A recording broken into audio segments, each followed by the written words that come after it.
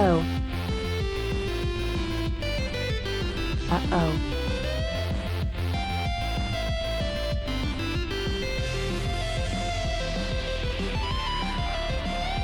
I guess I'm not real.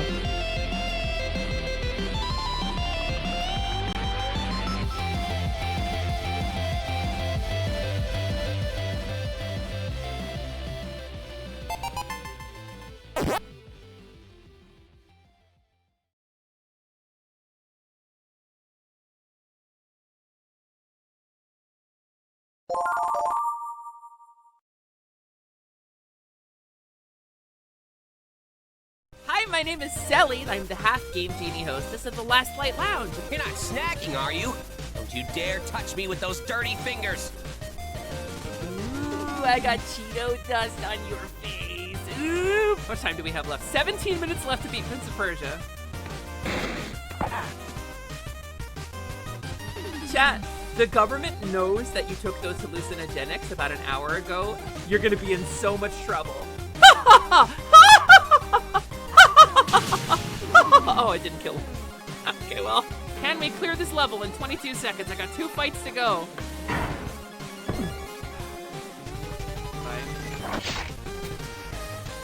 Look at me! I'm a professional streamer, Sally Charms. I've been doing this for 6 years. Wow, I can hold myself together. Wow, I can put on a bit. I can do a show without breaking down. Ah! Ah! Ah! Ah!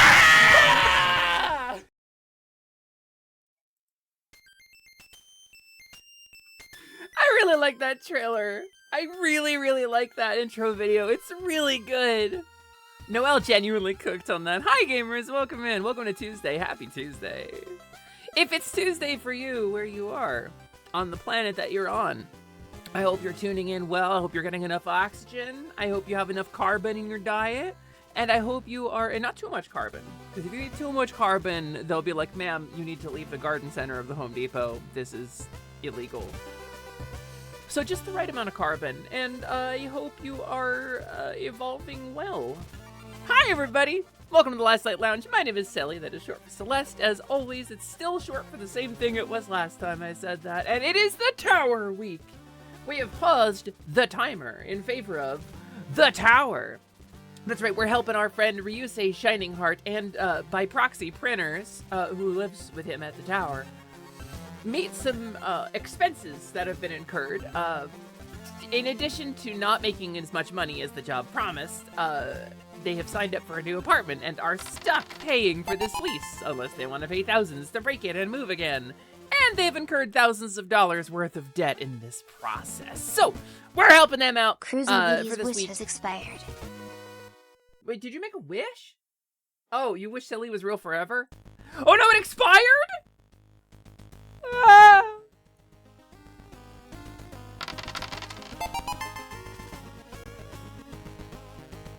Sorry, gamers. Not real.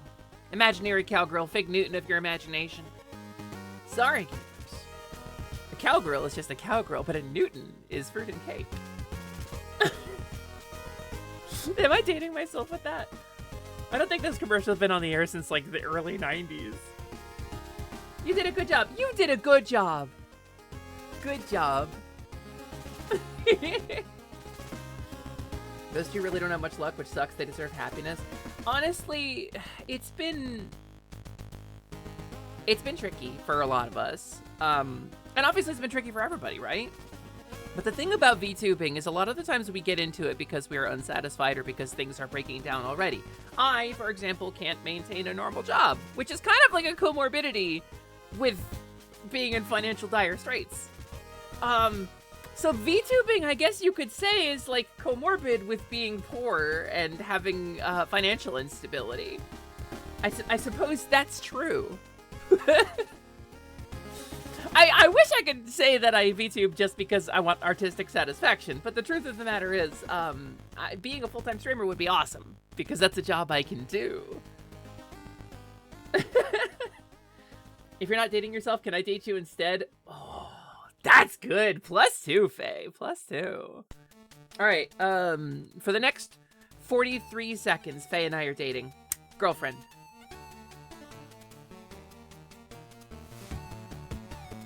I feel like we never talk.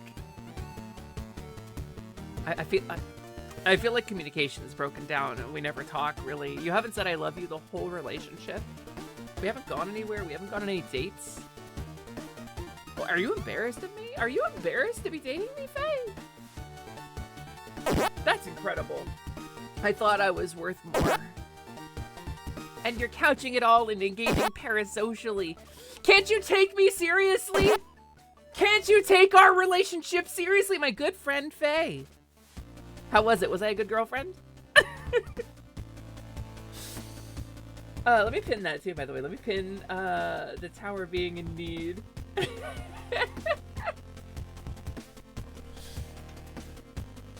I'll make it the best 5 hours of your life.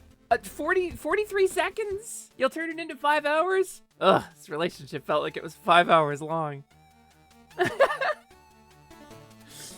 Nice, Faye. Nice, nice. Oh, you're snappy with it today. You're quick with it today. But yeah, gamers, welcome in. It's wonderful to see you. My name is Sally, as always. I've adjusted my audio settings. I've adjusted some things about my stream. Hopefully, moving forward, we are able to transition well into my debut. Sally Charms has never debuted, technically. I just sort of went live and swapped all my shit out. But wouldn't it be cool if there was an event coming up in the next, let's say, couple of months? This is probably too early to be talking about it. Where I was gonna properly debut. And like, kaboom, you know? Show off some cool stuff and maybe make a lore video. Maybe do all of that stuff. Yeah, I'm insufferable pre-debut VTuber Sally Charms. Don't forget it. Don't forget it. That's very true about me. I haven't done that joke in months, but holy crap, I'm alive. This sounds revelatory for you, and I don't like that. Iria, say welcome in. I'm amused that me dating you has become a recurring bit. Oh, so I'm a joke to you? You didn't take our relationship seriously when we were dating? Yeah, that figures. Just like my last partner. Oh boy, I can't wait to see Sally Charm at VT. Well, hopefully, so here's the thing. Here's the thing. I'll give you a timetable as much as I have right now. I'm working on some stuff. I'm working on some stuff behind the scenes. I have a new model coming. I have a Sally 2.0. And she's beautiful. She's beautiful, and I don't want to talk too much about her, but I got an update from my model artist, like, yesterday. And it's a very strong update, and a very good update, and I like it very much. The channel name will change along with the debut. We will be severing the VT and just be Sally Charms. But that happens in, like, October. That's, like, 3 months from now. Which, I guess means we're halfway out of purgatory, so that's pretty cool. Our model artist is finally turning her into slime. Magna, I already don't have enough money to make the second payment to my model artist, and I'm gonna have to shuffle stuff around. You can't make me want another model. Girl, I ate an entire tonkatsu omurice and curry sauce last night, and I have regrets. I saw your snap about it, and I got so jealous. Like, okay, so 7 days from now, let's just skip the death song. That's not a good song. Oh, actually, that's the end of the playlist. Let's skip around a little bit, right? And then it should autoplay something? Yeah, okay, good. 7 days from now, roughly a little under 7 days from now, I have my follow-up with my bottom surgeon. I went in February. I was too fat for surgery. I have lost about 17 pounds since February. Hopefully, this is something close, because I was just kind of above the cutoff for BMI, and they didn't test BMI. They just sort of eyeballed it, which they fucking do, and BMI is bullshit, because I have a lot of muscle mass, but whatever, it's fine. In a week, I go into my surgery. I get assessed for surgery. maybe for the first time in my life, I have a date for bottom surgery. Maybe. Maybe. In 8 days, one way or another, I eat the grossest, baconiest fucking cheeseburger of my life. One way or another. This diet is insane and I'm so angry at it. Watching Ryusei's snap last night, where he was eating omurice, they cut the omelet at the table, and like it went, and the curd went there. And where's my thing is gone? Where's my arcade feed? Did my script break? Did StreamerBot break? Let's try restarting StreamerBot. Let's see what happens if I restart it. I left it running from last stream. Oh, I do not have a copy of StreamerBot already running from this folder. Thank you very much. Do-do-do. Details. Is there some left? There is a leftover. Okay, it did crash. End process. StreamerBot. There used to be a great tower alone on the sea. You remain the light on the dark side of me. Love remains. I missed that note there. Love. That's the note. Told y'all eggs are evil. Hi, Frimbert! Hi, friend. Hi, friend. Hope you're doing really well. Eggs have protein. Beware. Yeah, they attract cats. It's true. Moosin! Yeah, no, Catgirl rebrand, right? Again, I point you to the Catgirl theme song. Catgirl Miku theme song that is the background of my trailer video. But if you haven't played Deltarune, you won't get that, so. Rooting for it to work out for you and you get that surgery. I'm sending you 100% of any luck I have right to you, Sally. Thank you, Cruising. But keep some of your luck for yourself, too, dude. You do a lot for people. You're a very positive person. I think you deserve... I'll take 89% of your luck. You keep 11% of your own luck. I think that's fair. I think that's what I deserve. I didn't know Sally could say, I missed the note! Tony, that's very kind of you to say. What the hell? Hatsune Miku! Yeah, so, I won't explain that because I don't want to spoil Deltarune for anybody. Yours didn't go off. Let's pretend you critted. Did it not go off? Oh, because I had StreamerBot off. I compare you to a kiss from a rose on the grave. Yeah, persistent user globals is in bloom. A light marks the gloom on the grave. Prin, you're level 77, but oh, what's this? What's this? Prin is level, yeah, 81. What's this? Prin is level 81? That's crazy. How did that happen? How did that happen? I guess she critted. That's nuts. Wow, it's wild that she critted. Wow. What a cool crit. Wow. Just a week away. You still have eggs. You just recognize that sometimes they hurt you. Honestly, it's like, I think I had eggs this morning. I was pretty proud of my eggs this morning, actually. I made a little omelet to make some breakfast burrito. And I made a couple egg and some turkey bacon, and I did a little omelet, and it came out pretty good. It wasn't my best eggs, but it wasn't my worst eggs. I wasn't using the right pan. My pain. So anyways, today I learned people still use Snapchat. Yeah, it's not just for sending photos of your tits to your high school crush. It's for more than that, actually. It's kind of nice because the streak sort of pressures you a little bit the way that the Duolingo owl used to before they went down the AI rabbit hole. The LLM rabbit hole specifically. It puts a little pressure on you to stay in touch with your friends, which I think is rad. You need to head off to go look after your sick wife, but you hope I have a wonderful stream and hope folks can do awesome stuff for reusing printers. I mean, we hit the goal! We hit the goal on day 1! It's Tower Week, though. I'm not stopping. As long as the hooves are clip-clopping. We are going to continue this all the way through Friday. And I think I might not have a stream on Friday. Because Friday night we're doing a thing with a pal over on our pal's channel. Actually, I think we're possibly doing it on the Positivity channel. I don't know. I don't think we've worked out where we're doing it yet. Friday I might have another electrolysis appointment, which would be pretty rad. We'll see. I'll find that out shortly. But all week we're gonna be doing Tower Week. Do I need to bump up the goal bar again? Well, so here's the thing. Let's set a goal. So this is August and September rent and groceries help, right?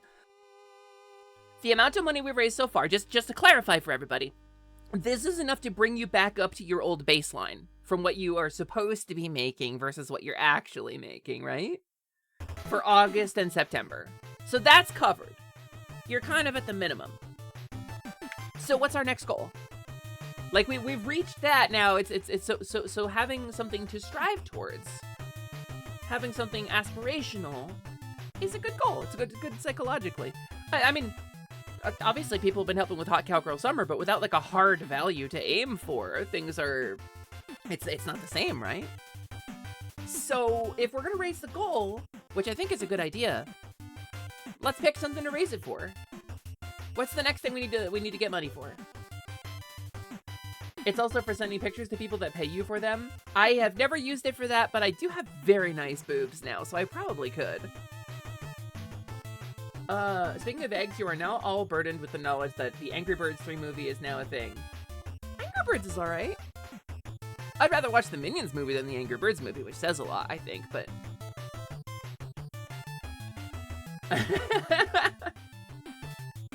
What a good-ass question. Yeah, no, I mean, if you had... Let's say you had an extra $500 right now, Ryu, what would you use it on? $500 more than what you currently have, what would you use it on? I think that's a good question. Also, I ain't stopping as long as hooves are clopping. Requesting the license to steal that line. I don't even have hooves anymore, and I said it. I got feets now. But yeah, no, it's all yours, Woodbridge. A 10% royalty. 10% royalty to me anytime you use it, on any money you make on it. Perfect. You guys are gonna make me re-download Snapchat, aren't you? So Prin doesn't use it. I save all my snaps and send them to her on Discord. You're not the person to ask that because you're in survival mode and groceries is... Well, would you get better groceries? Would you get more than ramen and tater tots? Would you get, like, I don't know, stuff to make a taco night? Would you get something better than the generic brand cheese? Like, I mean, just a little buffer means a lot. Would you take your car to a mechanic? Your answer was pay down debt. Yeah, I mean, if you get the number for that debt out here, I will help fundraise to get you out of debt. So here's the thing about Ryu and Prin is they're very tight-lipped about their struggles. They tend to be very, very private people about their personal lives. And it's not my place to say it. But I know there's stuff y'all need money for. Buy the Tower of Deep Freeze chest. See, we have one of those. We have one of those at the Last Light Lounge, but there's no room for it at the tower. Yeah, so their car is doing a very concerning thing, and it's not my place to say it. I have some knowledge, I am burdened with knowledge.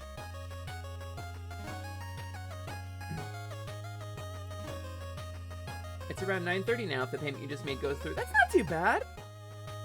9:30 is not too bad for debt, considering you moved a couple months ago. That's a good number.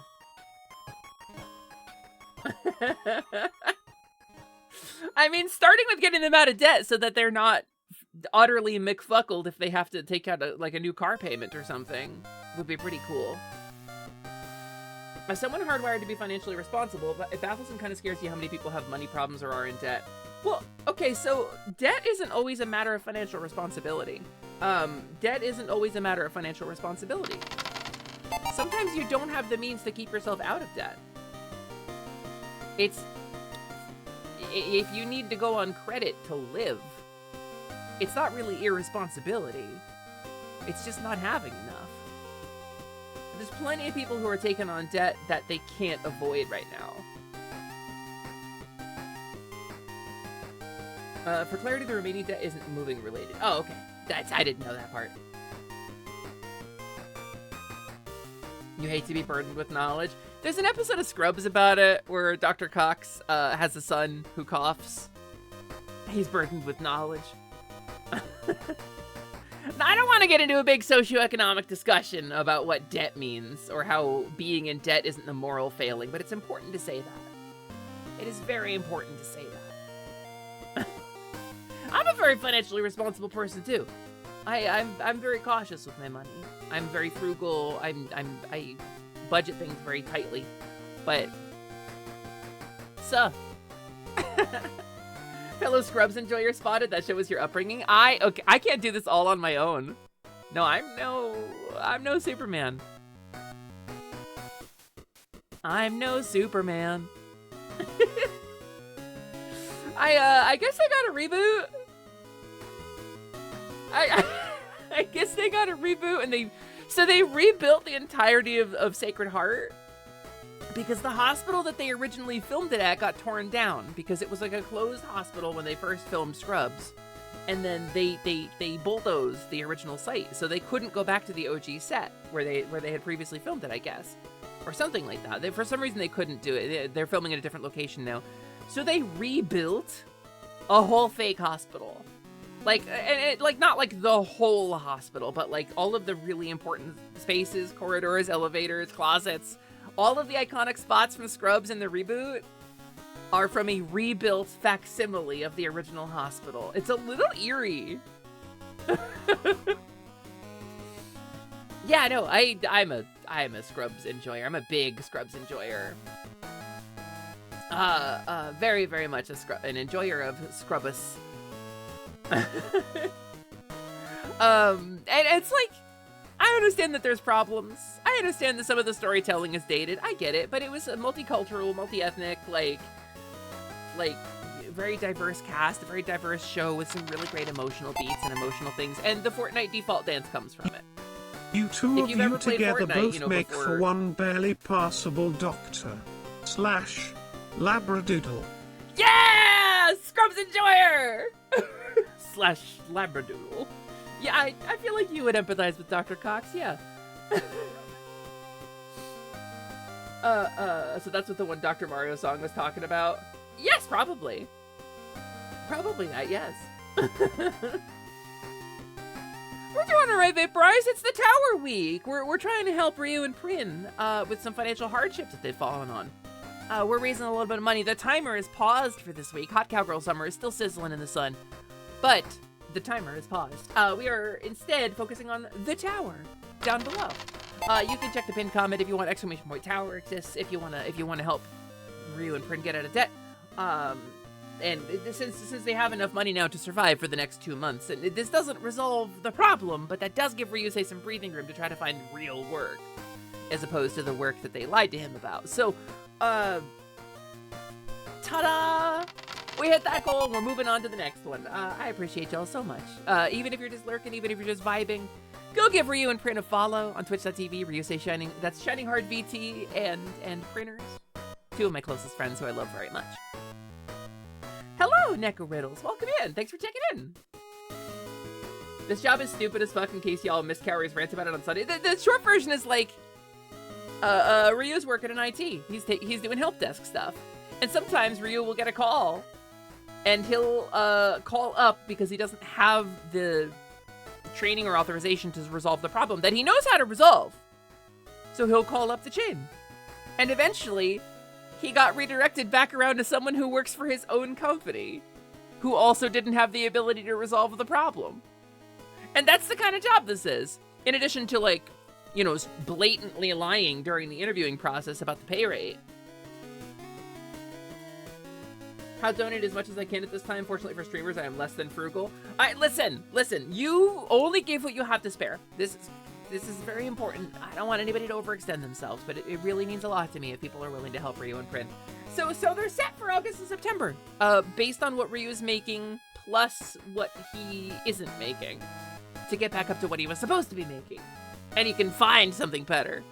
But it's really, it's a huge load off my chest to know that my friends are taken care of that much. But I feel like I feel like we can go a little further to helping them get out of the hole they got dug into. Vaporize! It's this one right here. it's this big green bar at the bottom of the screen. Dear Goddess IT. So as somebody who's like MCSE A+ certified, right? Like, admittedly, these are old certs at this point. These are like 15-year-old certs, but I was at one point. I'm of a mixed mind about having gotten disabled and not being able to pursue a job in IT. I think I would have been really good at it. I think I would have been exceptional at it. I think I have strong customer service presence. I think I have a good problem-solving mind. I think I soaked up the training data really well. I think I understand computers in a level that requires years of training, right? I've worked hard for the knowledge that I have. The market sucks.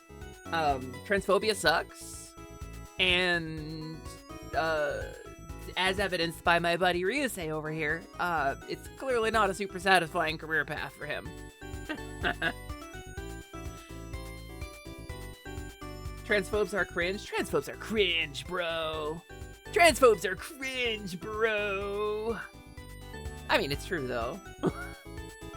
But yeah, no, so we're raising money. Today I thought we'd chill out a little bit. So I have a couple of things this week coming up that I'm really excited about. Friday is going to be a cool collab with our cool pal. Thursday is Deltarune. I'm trying to remember my own schedule here. Thursday, we're doing Deltarune at 3 p.m. Eastern with a cast of characters starting Chapter 3, which is really exciting. The first of the not free chapters. And then tomorrow, most likely, we're going to be picking up our Furlancers game, our Furry Space TTRPG, at 3 p.m. Eastern. I'm sorry, Ryu. I really wish I could have fit you in, buddy. I just can't make the schedule work. But you'll be in something else. IT is fine, working for an MSP sucks. That's fair. Yeah, transphobia isn't radical. Transphobia isn't radical. You're so right, Prolo. You're so right, Thepro. Also, hi, Prolo. Welcome in. I wore a Prolo hat in Pokemon yesterday. Print and I started our Swisswallock finally. And I got a big white Prolo hat. And it's really cute. I have pink hair and a Prolo hat. You're number one on the board. Ooh, Perry. Perry, the number one scorer. It's the gorgeous, smug cowgirl. What cowgirl wear? How you doing, Ultimate Banana Boy? They never made another Banana Boy after you, and I think that's good. Goal updated to pay off standing debt. Kerblam, everybody! So, Tower Week continues. See the pinned comment if you want to help out. But just being here, just lurking, just being a number in the chat, just being a viewer, that means a lot too. And frankly, being an active chatter means a lot too. Saying things in chat and conversing with the streamer is really nice. Especially for the yapping sections where I don't have anything to occupy myself. That's really, I appreciate that a lot. Bar extend, domain expansion, further finance. Star Fox Shield bar noise. Make that tower. Yeah, let's build that tower. I kind of wish I could do like a vertical bar with Kofi, and then we'd be building the tower. But I don't know. Obviously, Hot Cowgirl Summer continues in a week. That's still sizzling in the sun. We've got 70, I don't even remember, 70-something hours on the timer. So we'll be getting back to that next week. But for now, domain expansion, gay. That's me. I'm pretty gay gamer. I'm pretty gay. Why do I have so many DMs? Hey, what's going on here? What happened? Why?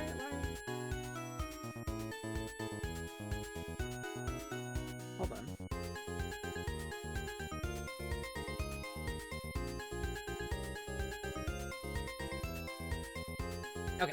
Okay, cool.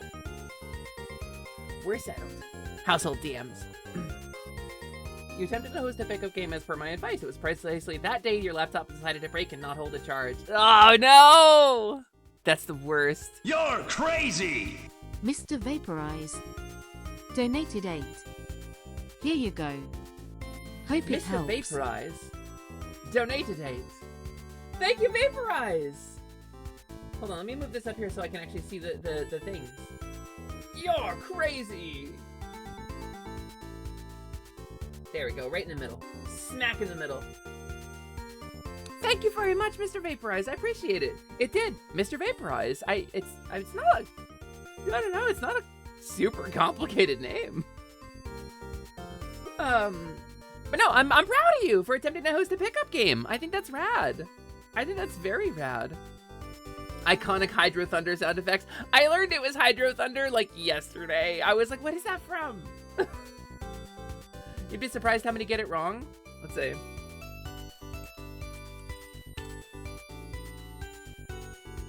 Mr. Vaporize.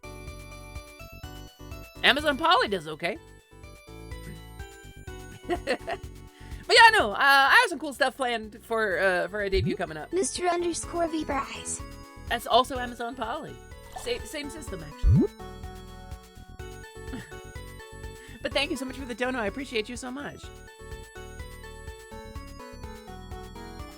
You feel so bad every time you gotta escalate to the people who work for the actual company. Like, man, you're so sorry you gotta call you to unlock an account, this basic stuff. You really should be allowed to do that yourself. Like, you have the training, you have the experience, you have the know-how to resolve these calls. They should really just let you do it.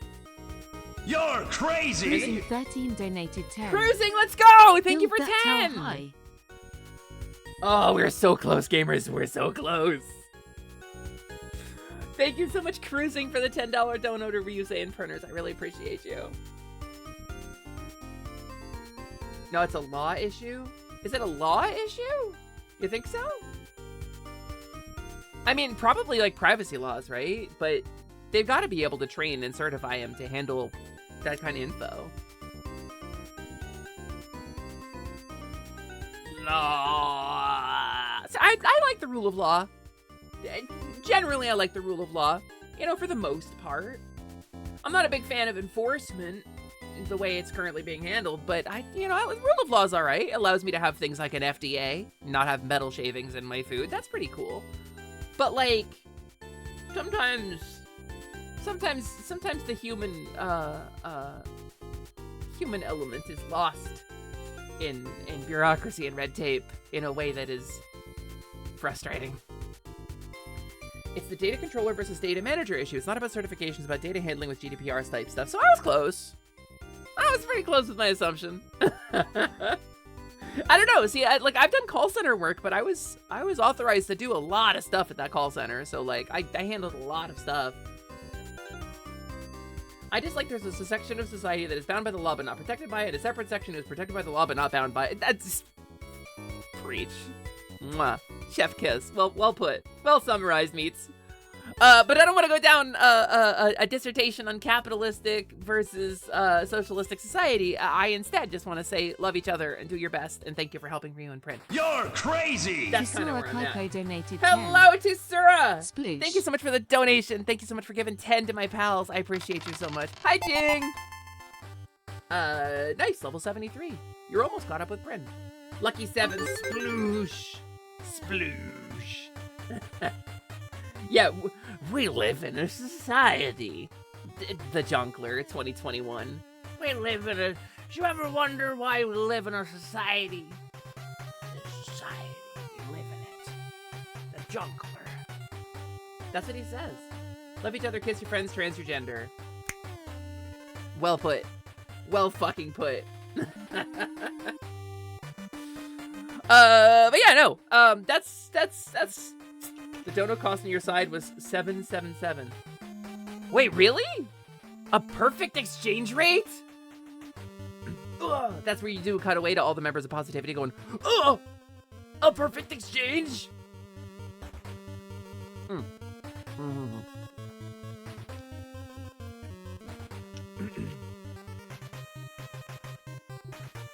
She's a bit like a kind of people's junkler.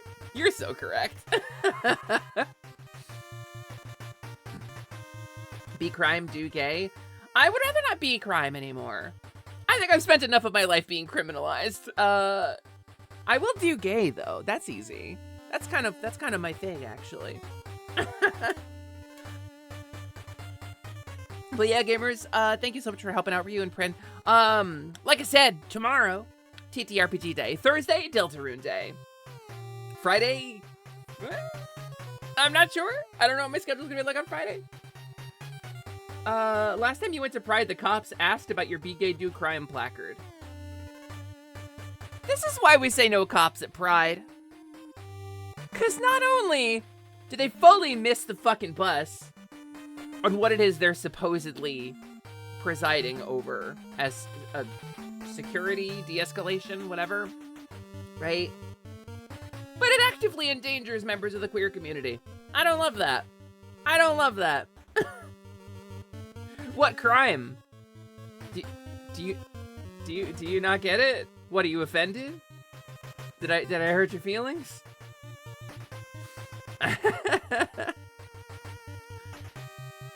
They were so confused. They were like, "What does that mean?" And I was like, "Well, I live in a society that rejects us. We must be trying to become Bridge ungovernable." donated 16. Fair wins, my friend. Hey, Woodbridge! You did it, gamer. I'm doing the thing. You think you hate this thing, right? I think you responded negatively to it when I did this thing before. So probably it would be a little disrespectful to your donation to continue to do this. And at this point, I'm too committed to the bit to stop. I'm so sorry. Please send help.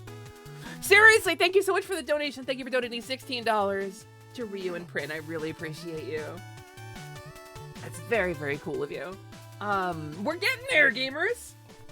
This will cover their debt and give them the flexibility that they need to respond to crises if they crop up. They were like, oh, is it anti-gay? Wait, is Be Gay Do Crime anti-gay? What? That's funny. No, I think they misinterpreted. I think they were assuming it was like a cause and effect, as opposed to both of those statements flow in the same direction. $16 to the cause for base usage of the Toho soundtrack. Fair.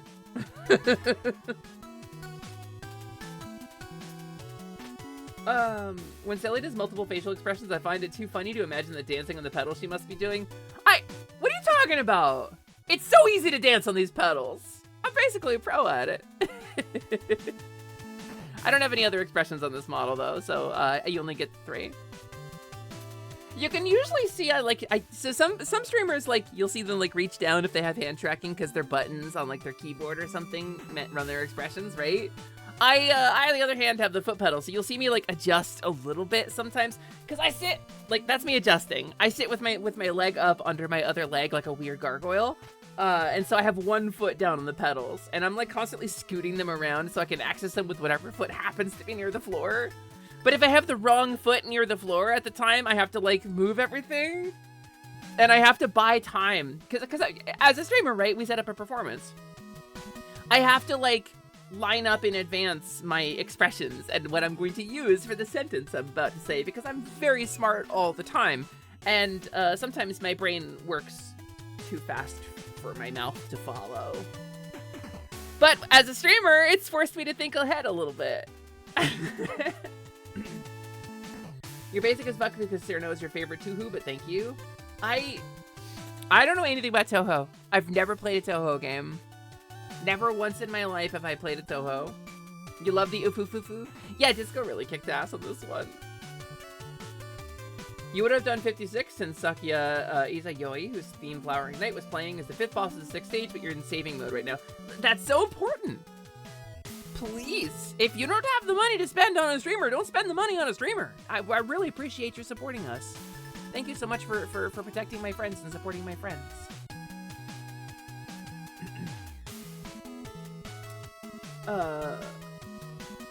Do you also love Marissa? Your outfit is somewhat based on hers. Imagine basing your outfit on a character you like. It couldn't be me, right? Like I just kind of made some shit up based on some clothes that I've had and liked pretty much every time I've done it. But like you and Misa both. Misa's based on a Pokemon. Misa's basically wearing a Pokemon champion fit, right? Like, design inspiration. Yeah, design inspiration. I think the fairy was like loosely inspired by Atelier Ayesha. Asha? It's Asha in Japanese, but it's Ayesha in English spelling, and I don't know how you're supposed to pronounce it. Asha. The Atelier character. Because she's got like the kind of gossamer like overskirt. But other than that, I don't think I've ever drawn any direct inspiration like that.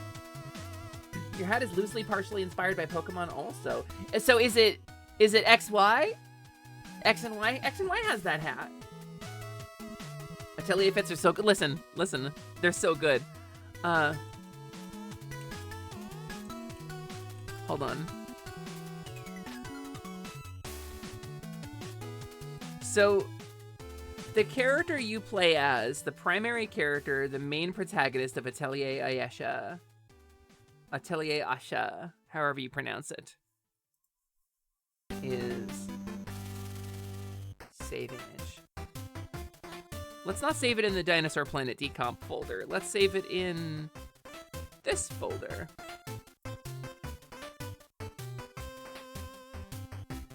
This is her. She's an alchemist. And she's got like this really pretty like outfit that's loosely inspired by like butterflies or dragonflies or some sort of insect. She's got that kind of gossamer like... She's very fairy-like. She's deeply fairy-coded, right? But this is one of two outfits, because this is, I think, her later one. I think this is the outfit she gets later in the series.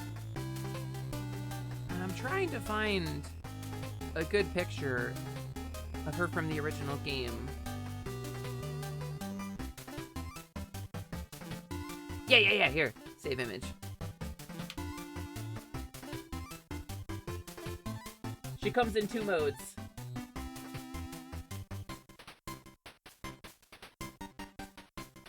I guess they're not really that different. This is not the different modes. She kind of loses the gossamer part later. I remember when she shows up later. It bugged me a little bit. But it's some goddamn good artwork! And I guess I will say, like, the idea of an atelier as a workshop, that was inspired by that game series, so... I guess I do draw inspiration in different ways. Hi, Bahamut! Do you like fighting games? I'm a casual. Sometimes I play Street Fighter. Sometimes I play Soul Calibur. Quite fond of Rivals of Aether, which is more of a fighting game than but it's a platform fighter first. It's got some things in common with the fighting game. You won't catch me at Tekken. I'm not a Tekken enjoyer. That's my stance on the fighting games. That's some atelier, alright? It sure am! That's pretty much everything I want to talk about today. Blue Derp. Tower Week continues. TTRPG tomorrow. How about this? You know what's cool? Tabletop RPGs. Here's a good topic. It sounds like I'm struggling. I'm brain foggy today. Tomorrow, we're gonna continue the random one-shot we did last week with Scott and Noelle, where I showed everybody a glimpse into the Wild Reach setting. We're gonna be continuing that tomorrow as our heroes continue to try to proceed to safety in what may or may not be a prequel to the private game we're playing on Wednesdays off-stream. But what is absolutely a prequel to another streamed game I'm putting together. Wow, that was so cool. It was very cool. I'm very excited about it, actually. I had a really good time with it. It's a highlight on the channel if you want to go see it. If you want to go see some people learn Starfinder 2e live, you want to watch me run a game for two of my cool friends, there you have it. You got to properly try your nonsense bard build the other day, and you're so glad it worked and really sold the character fantasy. That's so rad. It's because sometimes you get a cool idea for a character and then you can't quite realize it. You know, couldn't be me. Like I've always 100% of the time properly realized every character I've ever tried to play in anything, and really gotten to enjoy like the peak fulfillment of it. But you know, sad I can't make it. My cool little doodle get used eventually. Listen, I will make room for you. And besides, you're getting a new job. So, shit's gonna change for you. But sometimes in a TTRPG, it really hits. Sometimes you land a build in a TTRPG and it really, really hits. You wanted a full swashbuckler pirate character and opted to make her a bard, and it worked. Oh, bard is a great swashbuckler. Are you kidding me? Especially, like, in 5th edition, there's a bunch of builds for it. In Pathfinder, there are fewer builds for it, because most of them live under fighter or rogue. But with the dedication feats, you can do it in Pathfinder as well. I think bard, if you're playing 5e D&D, bard works so well as a swashbuckler. Genuinely and truly. And, like, there is, like, a swashbuckler subclass, which I think goes under rogue? But, bard works really well for, like, an adventurous, like, traveling swords person on the sea. Bard and warlock both do, actually. But warlock is, like, okay, so like, you've got Sinbad falls under bard, and Odysseus falls under warlock, I think. Like, thematically. She has, like, no spellcasting ability. You just built her to get 3 attacks a turn and tank attacks by blocking with her dual swords. That's fair. 3 attacks a turn is wild. Dual swords is rad as hell. Dual swords build? It's fucking cool. There's no getting around a character with 2 fucking swords is so cool. And I liked Sword Art Online. I know it's problematic. I don't love all of the characters. I don't personally relate to most of them, but I enjoyed watching the anime. And that dude's got 2 swords and it's really cool. 5.5e with 2 weapon fighting, extra attack, and Nick mastery. Oh, Nick. So Nick does... Is Nick bonus damage? I'm trying to remember what the mastery for Nick does. I haven't played a lot of 5.5. I've done like a small amount of it. But my group, it would have been difficult to move my group over to it. Lets you make your offhand attack without using a bonus. Really? Oh shit. So can you still make an offhand attack as a bonus action then? That feels busted. 3 attacks per turn at first level? Oh yeah, I was gonna say you do it instead. So you can use your bonus action for bard stuff. That makes sense. Actually, for like a dual wielding rogue, that would go pretty hard. Like a double knife build, a double short sword build, like rogue, like assassin rogue. Because you can drop your bonus action to like disengage and like dart in and out. Or since she's a centaur, of course she's a fucking centaur. Prolo, you would. You would, Prolo. Of course she's a fucking that's so cool. That's so cool. Pirates absolutely have the charisma to be bards. Citation, the very existence of Jack Sparrow. Jack Sparrow, one of my favorite characters in anything. Genuinely. I don't like pirate stuff. I don't generally like pirate stuff, kind of bounces off of me. But the Pirates of the Caribbean movies really kind of like sent it home for me. What's that supposed to mean? What do you mean? What is that supposed to mean? Well, I don't know. You tell me. What do you think it means? Guybrush Threepwood, Risky Boots. I don't like Risky that much. But Shantae is pretty cool when she has a pirate cutlass, so... Pirate's Curse was fine. Pirate's Curse was fine. Secret of Monkey Island is fine. But that's not the way pirate stuff is normally... Okay, hear me out. I like sexy pirates. Pirates weren't sexy. When I was a kid, pirates weren't sexy. Pirates were cutthroat blackguards with big fat bellies and ugly beards. And they were toxic men who killed people and buried treasure. And sometimes fought with a weird eternal child who abducts children into another dimension. Right? I didn't like pirates. I didn't enjoy pirate stuff. Pirates got sexy at some point. Like, Guybrush Threepwood is a comedy guy, right? But, like, the pirates in that are the gross classic, you know, pirates that, like, I grew up with in media, and they're not awesome, right? But, then we got shit like Shantae and the Pirate's Curse. Then we got Pirates of the Caribbean. Pirates became a little sexy, right? Johnny Depp plays a fucking sexually attractive pirate. And then we got Our Flag Means Death. Have you seen Our Flag Means Death? Have you... Or Muppets. Muppet Treasure Island, which was the second time I ever saw Tim Curry in anything. The first of which was the Rocky Horror Picture Show earlier that day. Have you seen Our Flag Means Death? Our Flag Means Death is one of my favorite pieces of media. And I know internet briefly tried to cancel Taika Waititi. I don't know why. I don't care. I'm not saying you need to go be Taika Waititi's best friend. I am saying Our Flag Means Death is one of my favorite pieces of media. Can't forget One Piece. I've never seen it. Never seen a single episode of One Piece. I've seen bits and pieces of One Piece. Captain Hook from the 90s TV cartoon, voiced by Tim Curry, could convince you pirates can be sexy. So Captain Hook was sexy at some point? This throws me. This throws me a little bit. Or Assassin's Creed 4 Black Flag. Very topical, very current. I did not like Black Flag. I just didn't enjoy it. It was too far of a deviation from the characters I knew and liked. But no, Our Flag Means Death, gay pirate show. Gay pirate show, gay pirate media, gay rep and media, non-binary rep and media. It's exceptionally queer. It's sexy. It's funny. It's very well done. Our Flag Means Death is an excellent watch, and if you haven't seen it, I highly recommend it. Very few sword fights. Considering it's a show about pirates, there are very few sword fights, which makes me a little sad. I like a sword fight. He's a proper English gentleman, rather buff and very, very clean. Very clean? Hold on.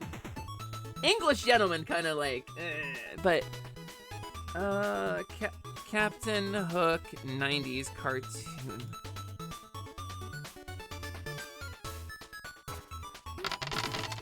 I don't think I'm turning up the results that I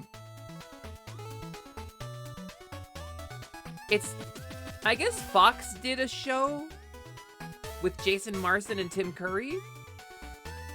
And I guess that's the one we're talking about here. It has a suspicious amount in common with the Zelda cartoon. Peter Pan and the Pirates. But the only Hook art I'm getting is from the Disney cartoon. Oh, wait, no. Hold on. Now, this isn't the guy you're talking about, right? That can't be the guy you're talking about. Ah! That's right, I'm a child with a knife. Oh shit, who gave you a knife? That's right, I'm running with it. Don't run with it, that's dangerous. How do you think I lost this hand? That's the cartoon? Okay, I mean... I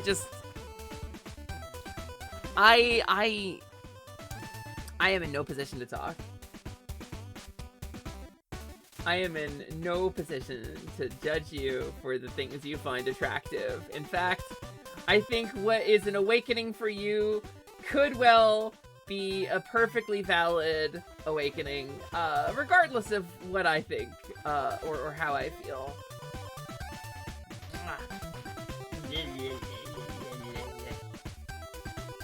Is this snowy? I think you're allowed to feel your feelings. Is that Black Star? That's a character named Ramar from the G.I. Joe cartoon and was my first sexual awakening as a child.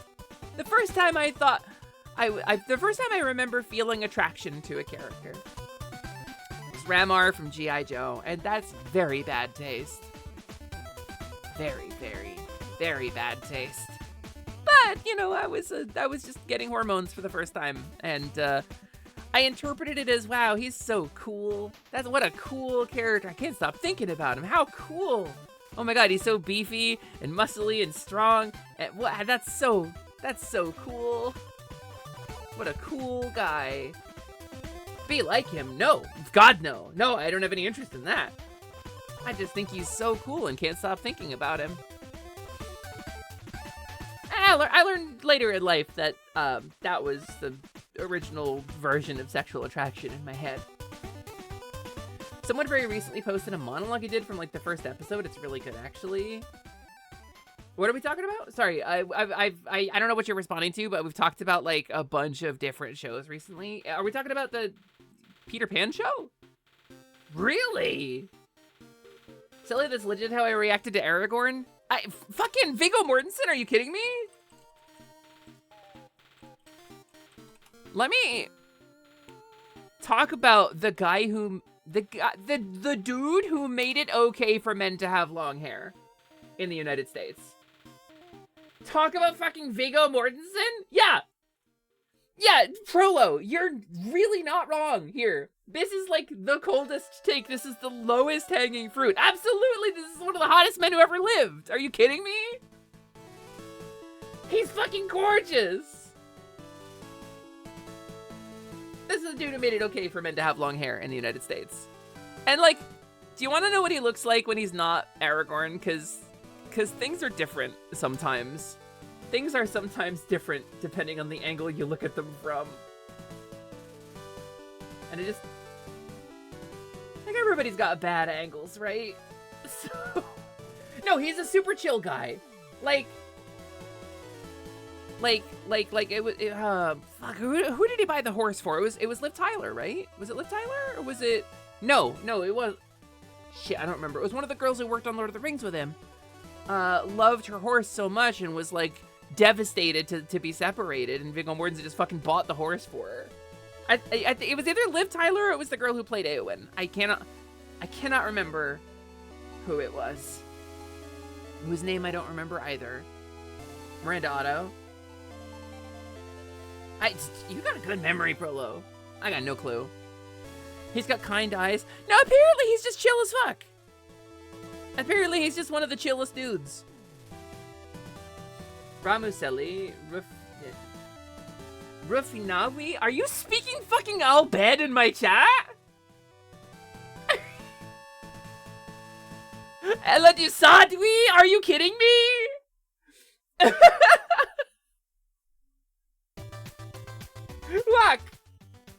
Look. I see.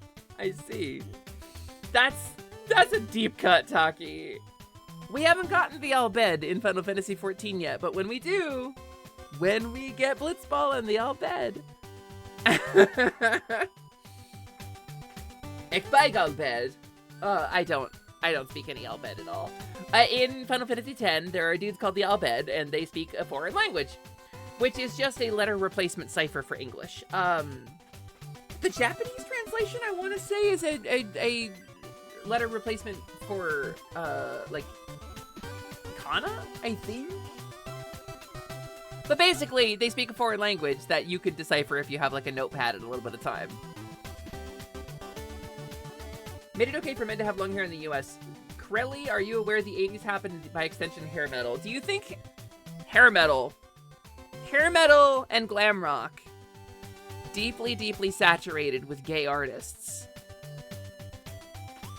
Do you think that made it culturally acceptable for men to have long hair? Or do you think that made it culturally acceptable for gay and artistic men to have long hair? Where manly men didn't wear spandex or glitter eyeshadow, and still were not allowed to have long hair. Do not quote the ancient texts to me, I was there when they were written! If you decipher it, does it come to Mommy Milky's LOL? +2. +2 for the deep cut. +2 for the fucking deep cut. And you can learn the language if you're obsessed enough. Yes, you could, much like Sindarin. Much like Sindar, much like the language of the Wood Elves in Lord of the Rings. No, okay, so the 80s was a weird time, right? And I wasn't alive for most of it. I was not conscious or alive for most of the 80s. I will say in the 90s, like the mid to late 90s, there was a huge cultural pushback against the queer acceptance push in the 80s. And we had the AIDS scare, right? The AIDS scare. People got AIDS and died is what happened. And a lot of straight people were whipped up into a frenzy because you might catch AIDS if you're too close to a gay guy. And this is one of the ways in which queer people were vilified. It was a safety thing, you see. They could give you AIDS and you'll die because there's no cure. And that's the gay disease. You get it from being a man who kisses another man, and it is therefore immoral to have AIDS. And this was the obviously if you've existed through fucking the 2020s, you know this playbook. It's the same fucking playbook. It's just flavored differently. But we had the AIDS scare, right, in the 90s, that really forced a lot of people back into the closet and forced a lot of gender expression out into the fringes, and a lot of people were very pressured. And then and again, like glam rock, hair metal, prog rock, a lot of dudes had long hair in artistic circles, but like men generally didn't like outside of those spaces, right? And if they did, they were, oh, you dirty hippie, whatever you are you a queer, that shit. Aragorn, nobody can fucking question Viggo Mortensen. Why you got long hair? Points at Viggo Mortensen. They're like, continue. But it's just, I happen to think Lord of the Rings changed that cultural perception. And I don't know, maybe this isn't a global thing. Maybe this is just anecdotal. Maybe this is just me observing something. Maybe everywhere else it was different. But where I lived, that shit changed culture. You were in school under Section 28 here, and it was vile. Yeah. I'm familiar with Section 28 only by extension, only through osmosis. That died out and is still not entirely quote unquote normal. No, it's different now, but there's a different moral panic now. There's a different artificial moral panic about gender. And as the center of this fucking vortex. But yeah, no, I think, Toxicun, we're talking about Aragorn in Lord of the Rings. And then they made Aragorn black in the Magic the Gathering set, and a lot of people got really mad. A lot of people got so mad about Middle-earth. About their priceless little Indo-European mythos. To which I say, die mad.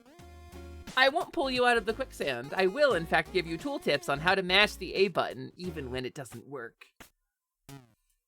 Section 28 was a lie brought in by Thatcher that said government employees, including teachers, librarians, as well, could not acknowledge and talk about alternative lifestyles. Yeah, same shit. Same shit, different name. Okay. Yeah, that makes sense.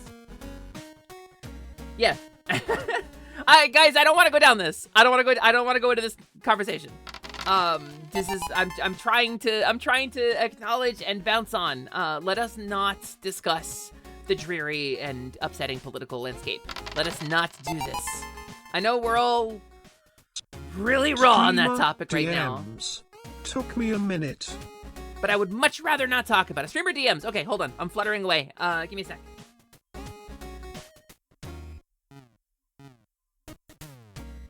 Oh my god, you found it! Flutter, flutter, flutter. Oh, come on. When I'm in fairy mode, it doesn't properly change my position, and I gotta find the thing. Ba ba ba ba ba. Okay, hold on. I'll get to right where the timestamp you sent me is.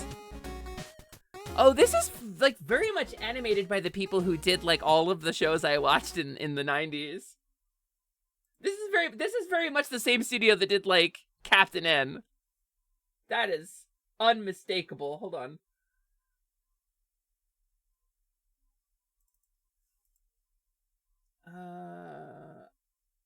This one? This one. So here we have Captain Hook from Fox's Peter Pan and the Pirates.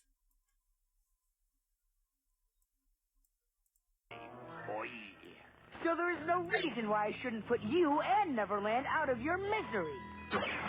Very well. If I must die, I will encounter darkness as a bride and hug it in my arms. For I, at least, have lived a full life, Peter Pan. I have been a child. I have been a youth. I have been a man, a scholar, and a gentleman. I have sailed the world in the finest navy ever to set sun, moon, or sky sail. In short, I have lived a full life, whereas you are a pathetic creature forever locked in the self-serving ego-centricities of childhood. You will never be a youth, and you will never be a man. So, finish me now and be done with it. Holy shit, that's raw! Are you kidding me? Wow! Dude! Were you saying thank you? What the hell? That was Tim Curry, yes. Wow, I got tingles, holy shit! What a monologue! That's to be tied to a fucking plank with a bunch of spears embedded in the wall near your head with death looming, to greet it with defiance and such profound words that your captor questions themselves. That's fucking intense, gamer. The dynamic, I would not have gotten that as a kid. I wouldn't have understood that dynamic. I get it. I get it now. Yeah, no, I understand it. That shit goes hard, Magna! That's nutter butters. Especially the cartoons based on R-rated movies. We did get a bunch of cartoons based on, we got like there was like an AVP cartoon, wasn't there? Like there was a bunch of shit like that. It was the only cartoon at the time that wasn't an advert for a toy. I'm going through like the list of cartoons that I know from that era. I'm really not finding any that didn't come with toys. And I'm sure they made toys, probably some Jack-specific shit, right? But there was going to be, but it didn't make it past pilot. Nearly all the toys from the movie were based on the cartoon that never took off. Oh, interesting. That's very interesting. So the series didn't make it past pilot then? Because again, like cartoons in the late 80s, early 90s were just vehicles to sell toys. That's what funded them, right? Bucky O'Hare, Ghostbusters, the real Ghostbusters, excuse me, Thundercats, you know, all that shit. It was just there to sell toys. G.I. Joe, TMNT, Transformers.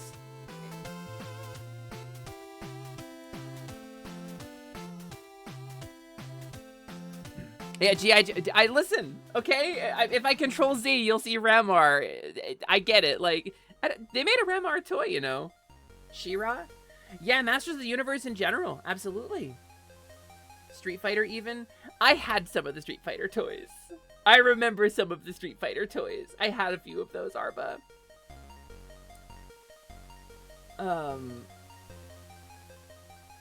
Gentle reminder, my pronouns are she/her. Don't they, them, me. The 90s is when they started to slow down and more cartoons were there for the sake of entertainment. Yeah, we got shit like Pirates of Darkwater, which so cartoon executives even now are allergic to like serialized cartoon shows, right? Shit like Steven Universe had to fight to get it. They fought for like a full season to get like some degree of continuity, right? A lot of shows like that. Things like the Owl House, right? Part of the reason for the Owl House's cancellation, like not just the queer coding in it, obviously that was a part of it, but like executives don't want a serialized show, right? But we started getting that stuff in the 90s in form of like Pirates of Darkwater, which had continuity and was serial, and we all fucking loved it. And then they canceled it because they hated serialized shows, and I don't know why they hate them. I don't know why. I don't get why they hate them. They're so good. They're so fun. We love continuity. I crave it. Has Sally ever cried happy tears when receiving a piece of fan art? Yes. Yes, and I can point you to the specific ones. There are like 3. Absolutely, I have. Some of them make me sad to think about, and I won't be sharing them. Some of them had such an intense emotion when I got them for people that no longer share those emotions with me.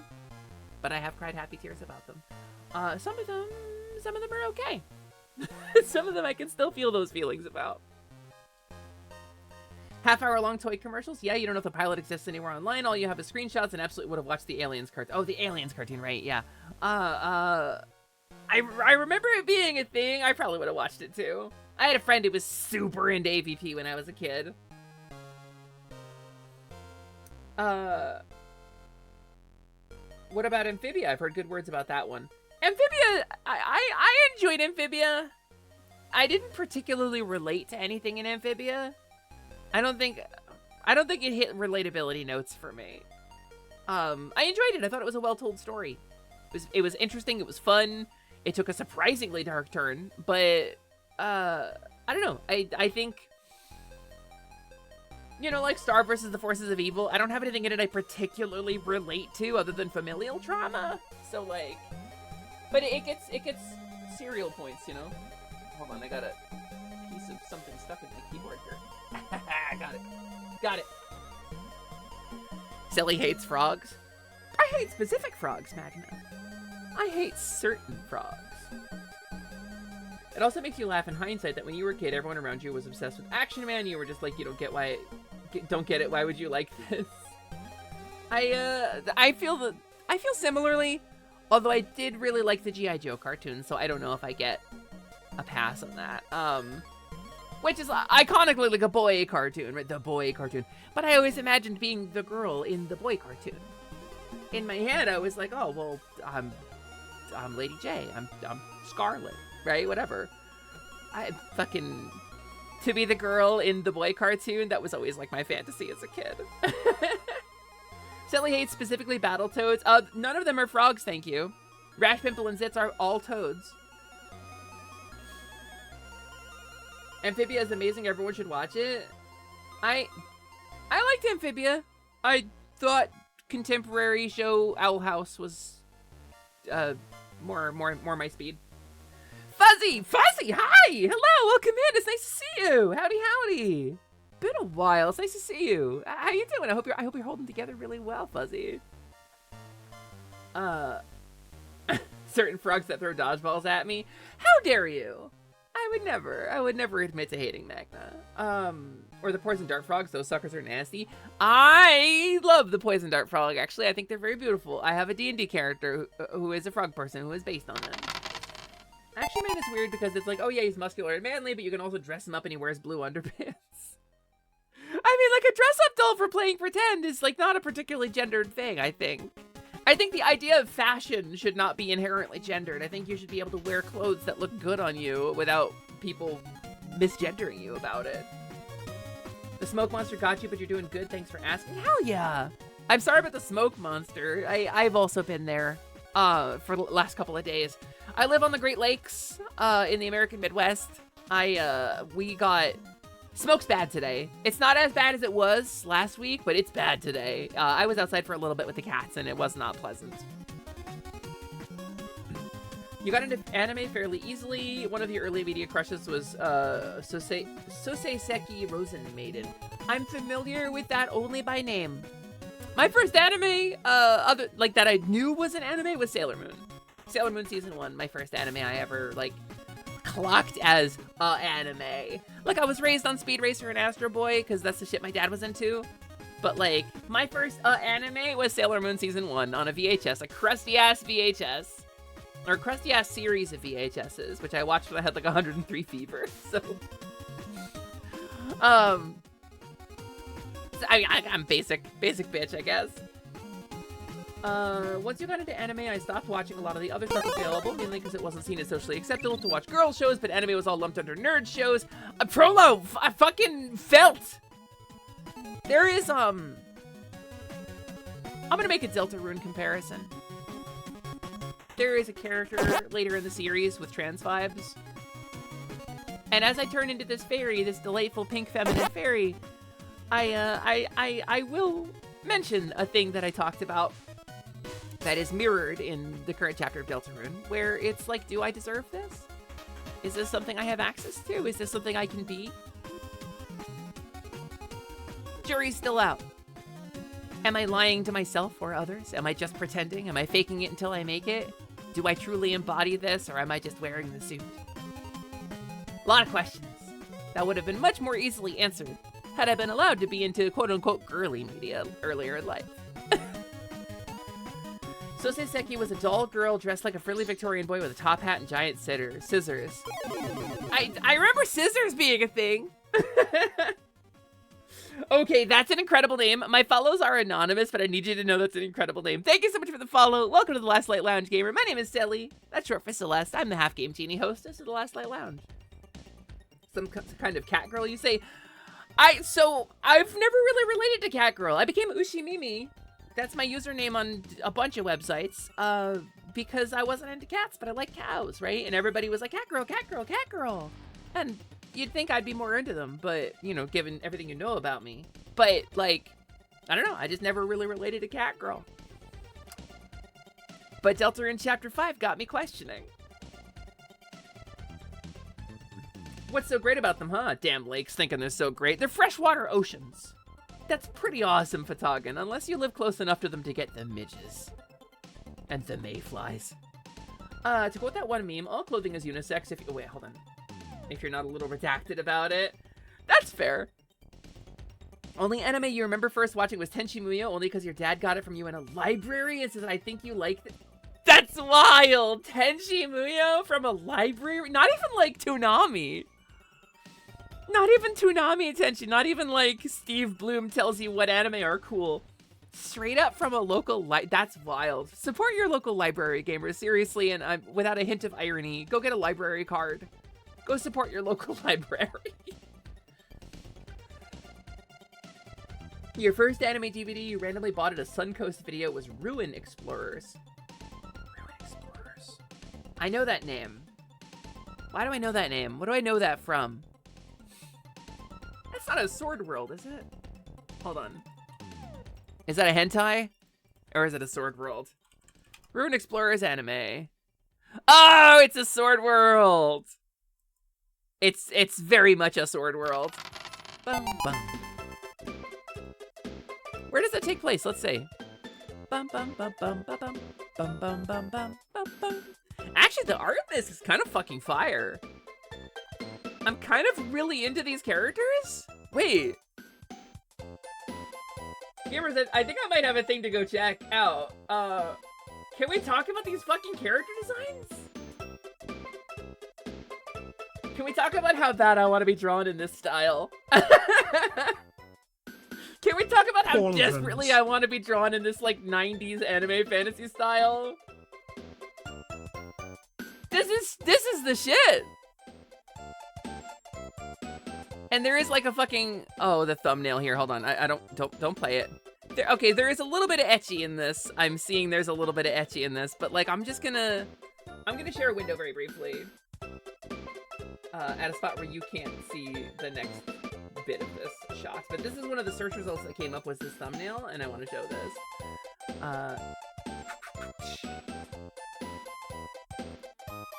Look at that. Fucking deeply, deeply peak posing. This is my favorite shit. This is a character looking up defiantly as someone holds a fucking sword on them. That's the shit. That is my shit. That is my absolute shit. Back when anime was good. I mean, I like some modern anime. When people ask me if I like anime, I usually say, not really. Because there's a lot of shit that's not good. But I really like Don Da Don. I had a lot of fun watching that. Gundam G-Quacks was cool. I enjoyed that. Ascendance of a Bookworm I liked. It got a little weird, but I liked it. So I'm a Spider, so what? That's a problematic anime that I quite liked. Favorite anime, still Kaiba. Still Kaiba. Which is a short OVA. I think I might like Dragon Half. We watched some Dragon Half on stream. And Slug watched more of it too. I know at least one VTuber inspired by Dragon Half. I would say at least two VTubers who draw a lot of inspiration or perhaps entire assets from Dragon Half. I introduced Dragon Half to a bunch of other people recently, actually, Fuzzy. I am a mink enjoyer from day one. My college anime club showed me Dragon Half and I never fucking looked back. But did you know, Fuzzy, that Dragon Half is a Sword World. Now this is a little bit of Turnabout here. This is Turnabout Sword World. Did you know the Dragon Half is a Sword World? You may not know about Sword World, but I can talk about Sword World until I'm blue in the face. When you see anime that resembles D&D or Dungeons and Dragons style fantasy tropes, your Dragon Halves, your Lodos Wars, your Danmachis, Danmeshis, these all have one thing in common, a common bit of DNA. And Dragon Half actually takes gamels as currency. It's like it's referenced in the dialogue, right? So the vibe is, in the 80s, Record of Lodos War was based on D&D. It was the D&D anime. A bunch of mangaka got together, played D&D, recorded it, Record of Lodos War, right? And then they turned it into an OVA, and then later a series that was a sequel to the OVA. It was based on D&D, or at least the original was.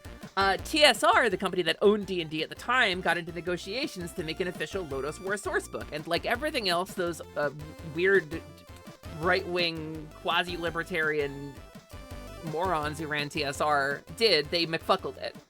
And they dropped the ball, and they screwed it, and then we never got an official Lodos War sourcebook for D&D. Instead, a new system was made. For another system was forged. And it was called Sword World. And it took place in the Record of Lodos War setting. And it was the official tabletop RPG of Record of Lodos War. And then later evolved into something that was a parallel evolution to D&D in Japan. We don't get it over here. It's never been released in English officially. But it's the reason D&D never takes off when they try to push D&D in Japan. And anytime you see that shit in an anime or a video game, it's not D&D, it's always been Sword World. And this was a mind blow to me, because all of my favorite fantasy anime, fantasy video games, it's always been Sword World, and I didn't know!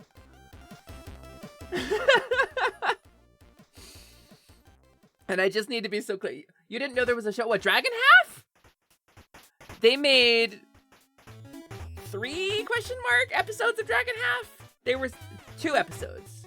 I think they made 2 episodes of Dragon. They were supposed to make 4 for an OVA, and they got canceled. But it's how I was exposed to it. So yeah, it's Sword World. It's always been Sword World. Let me find, there is one picture.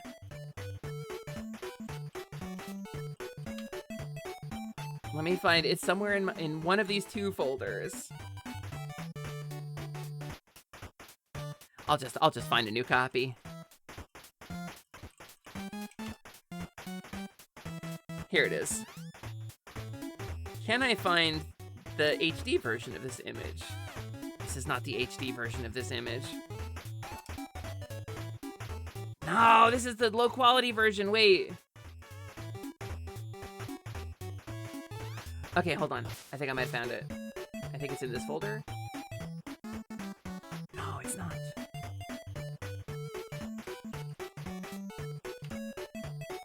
I'll find it. I have it in my other stream setup so that I can pull it up very easily.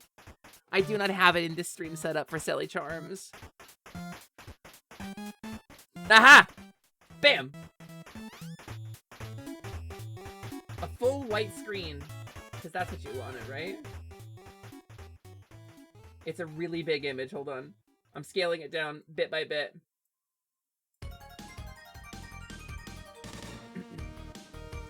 Motherfucking Sword World. That's Sword World. These are the races of Roxia. These are the various playable ancestries and lineages you can be in Sword World. The tabletop RPG. You can be all of these guys, and then a couple more. There's a couple more you get to be. So the bunny, let me talk about the fucking bunny, because the bunny gives me feelings of anger and loss. The bunnies are called tabbits. A tabbit is something you have been able to be in Sword World for literal decades, and I did not fucking know this. None of these are the art of, oh god, AI has ruined it. AI has ruined everything. No, Sword World tabbit, fucking Google, fuck you. Where's the tabbit art? This is not the tabbit art I was looking for. But I guess we'll go with it. I guess we'll go with it. That's a tabbit. You see this little motherfucker with the racial ability score modifiers? This is called a Tabbit. And they are the perfect little beings. They are iconic little beings unique to Sword World. They are rabbit folk that are one of the core races of Raxia. The general lack of kobolds in that image. All right, fine, hold on. Races of Raxia. Fine, we'll do this, we'll do this. We'll go down this road. This is a kobold. This is a Sword World playable kobold. Harengon could never. Harengon could never. RP stuff, character images, Sword World.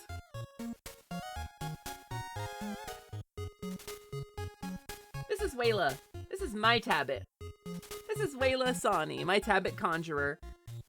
I played her in a game that my friend Dolly ran.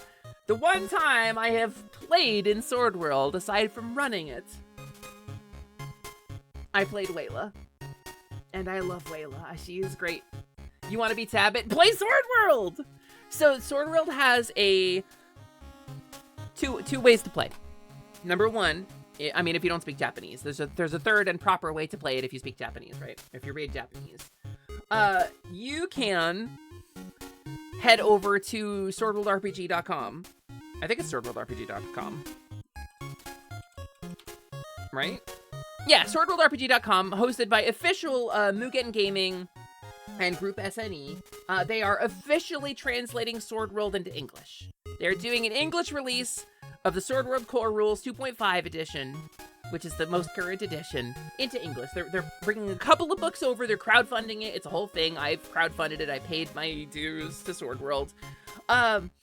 Alternatively, or perhaps additionally, there is a fan translation project that Mugen Games has teamed up with and pulled in as consultants on this project, where you can go to the Sword World wiki and get a link to Sword World, and you can go download a bunch of fan translated books and play it yourself without spending any money. And I highly, highly recommend it. When people do the check-in redeem on my stream, if anybody hasn't done the check-in redeem today, hit the check-in redeem. There's a reason it's 2d6 instead of a d20 now. And that reason is Sword World. The basic roll mechanic in Sword World is 2d6. I have a dice emote in my channel emotes for Sword World. Look, I critical failure because it was 2 1s. You see that?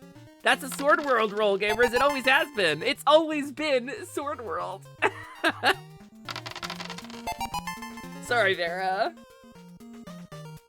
This is my Tabbit. There are many like it, but this one is mine. Bryn also drew her really well. This is art that I did. This is art that I'm very pleased with. I'm very happy, and I like this a lot. It's one of my favorite pictures I've ever drawn, actually. But Bryn did, let me find.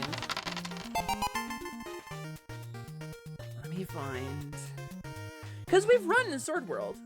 We have straight up run Sword World on this channel and on twitch.tv/OceanX. I've run multiple Sword World campaigns. I personally have run 2 Sword World games on stream, like across 15 sessions or so. I can't find it. There's Untarnished. Where's Heartbroken? Where is Wishing Well? I straight up can't find it. I don't know where I saved these. Oh, under Expense Enduring, maybe? Aha! Yeah, there we go. Sword World art. Ew, large icon. I also drew Scottzilla's character, so Wayla, right? And I drew, Scott's character, Streepla, as well. Who is a lichen. I think they look pretty cute together. I really like these guys. Fuzzy, I highly recommend it. Going down this rabbit hole, you will suddenly be like, you'll be baffled by how much of it you've missed. I think genuinely, you'll be baffled by how much of it you've missed. Hiding in plain sight. But Prin did these little battler sprites for us, because the battle system in it, the way the battle system works in Sword World, there's 3 different potential battle systems you can do.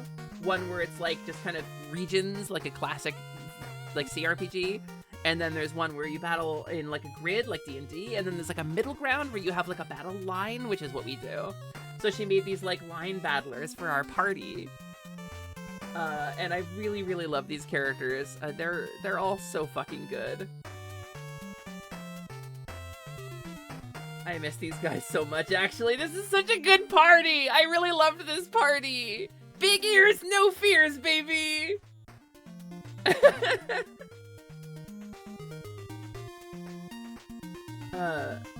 Did you ever find an IRL pair of those dice in the end? Nope. Nope. I crowdfunded them on my throne, and then the listing was gone, so. Big ears, no fears. To make Rayla's position a wee bit higher and closer and the tail wraps around her. That's by design. The line map worked so well to make it feel like a classic JRPG. Oh, yeah, Gabby, good catch. YouTube.com/ Jesus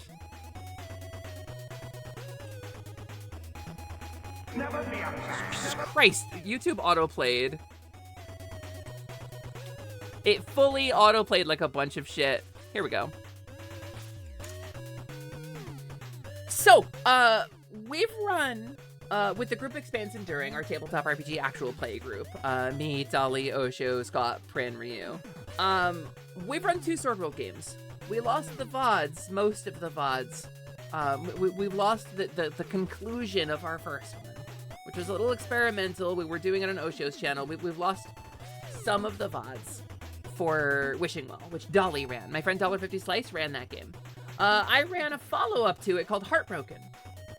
And Heartbroken is a story I worked really hard on, and we have the VODs for it over there on the Expanse Enduring YouTube channel. If you want to see Sword World in play, feel free to click on those VODs. And you can see a totally different party too, actually. There's a totally different party of people. Wishing Well was so good, and losing those VODs hurts me every day. Almost totally different. Yeah, almost totally different. But Sword World was good. All 3 Sword World seasons were amazing. Sword World good. Sword World good. I'm like, you said 3 and my brain isn't putting 3 together. I'm forgetting one of my own seasons. We did Wishing Well, we did Heartbroken, but we didn't do a 3rd season. Wait, you're gaslighting me, hold on. You are desperate to play Sword World? Good news!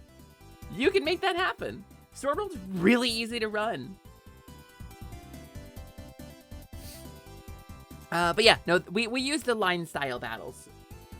Okay, I want a season 3, okay? Fair. That's, I do too. A picture of Viggo Mortensen. Okay, I'm closing my windows. Used to have good stories of you being a chaotic evil dark elf, but half of them got you banned for being selfish as a chaotic evil character. I think, okay, I'm a GM. I've been running games for a very long time. I'm gonna say, when you say chaotic evil dark elf character, I rankle a little bit, and I want to be so real with you, because I ran con games, I ran shop games. That usually means somebody who wants to do their own thing and not participate in the game. Somebody who wants to be chaotic and play the game like a sandbox where everybody else wants to move in a direction. Right? That's disruptive.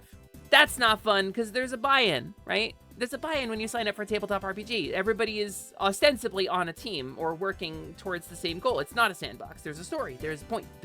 Everybody has an objective, and if one player's objective is to disrupt the other player's objectives, then you're all playing different games. There's a way to do it right. There's a way to do a chaotic evil character in a way that doesn't disrupt other people's fun, and I think it requires a little bit of coordination between player and GM. I think if that conversation never happened, that's probably why it went south. But a lot of GMs are afraid to say no, right? But then they won't tell you what it is they want, but then you're told you're doing it wrong without ever having been, like, shown the field of the game they wanted to run. You'd play along. Your whole shtick is, I can't do this alone. I'm just pretending to be nice and using these people to get what I want, so I'll get along with them for now. See, I love that vibe.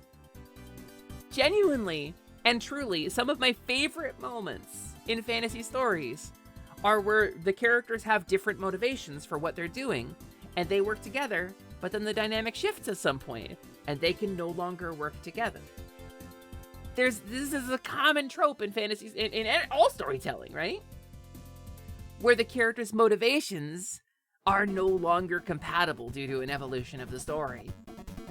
That shit's so cool. And if you're playing a self-motivated character who is motivated by some sort of thing that is actually runs cross purposes with the rest of the party, you can have a really fucking cool moment. I will point everybody towards something very current. If you want a current example of this in an actual play, Avantris is doing, well, they're kind of doing a Neon Odyssey thing now, but they did Stardust Rhapsody, which is what Neon Odyssey came out of.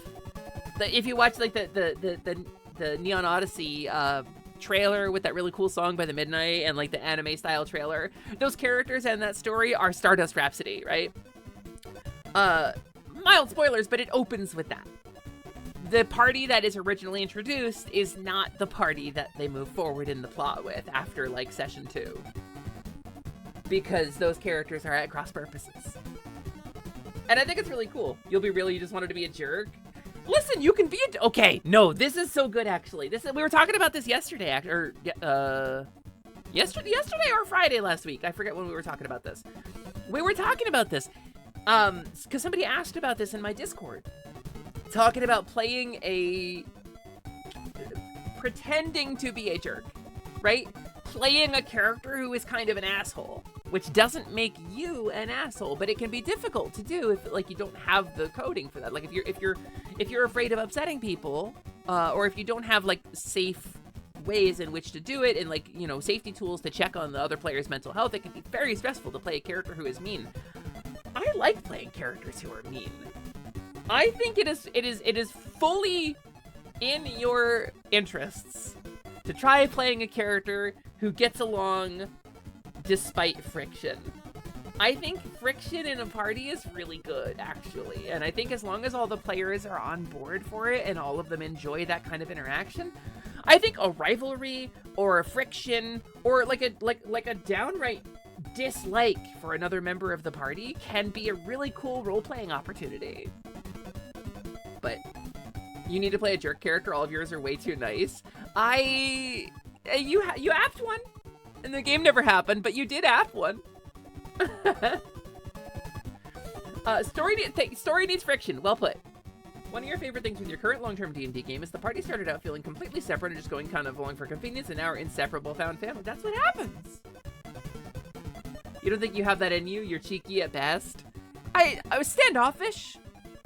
You can be standoffish. That's a good character trait. You couldn't do it. You're not built to be mean or jerky. Sometimes playing the bad guy is the nicest way you can support your friends.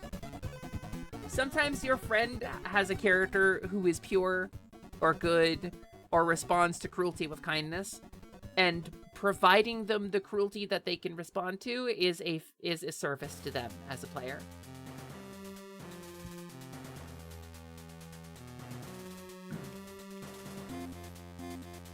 Oh, that's cool. Okay. Gamer, I want to be so real sometimes. I don't want to... There's certain DMs that I would prefer you waited until after stream to send to me. I'm not going to talk about that on stream. Rylan wasn't going to be nice, but she turned out to be a wannabe show-off. Rylan is fun! I like Rylan. But, you know, characters... I think personality informs character a great deal, right? I think who we are tends to bleed into our characters a lot.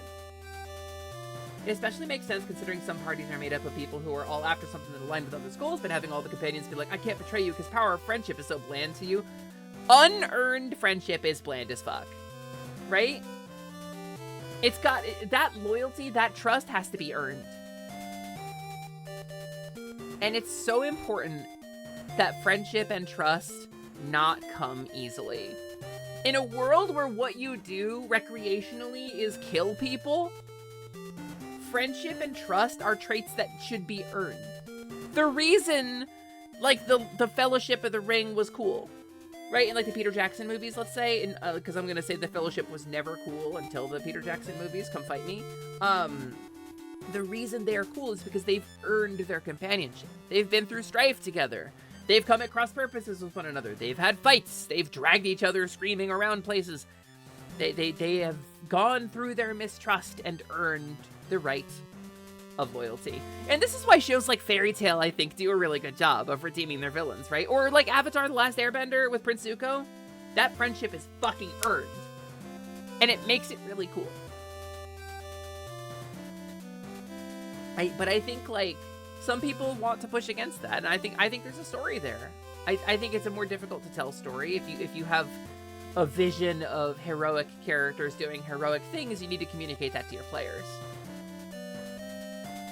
Sometimes you just gotta throw a dodgeball at your pals.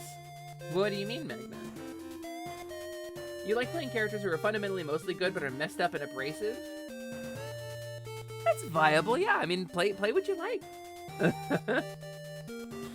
You love her, you just dropped her personality before you got to act it out. Honestly, fucking same with Sable. I had a whole thing in mind, and Sable just did not become the kind of character I wanted her to. You're a little stupid, you like swinging big swords. Listen, you're a very smart dude. Sometimes turn brain off is the best kind of roleplay.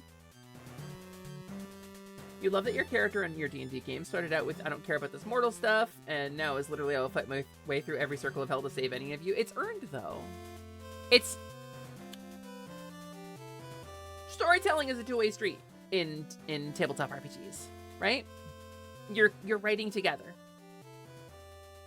Fellowship of the Ring was just where a couple of bros in Orlando Bloom going on a quest to help a small guy throw a ring into a volcano, which has already earned enough.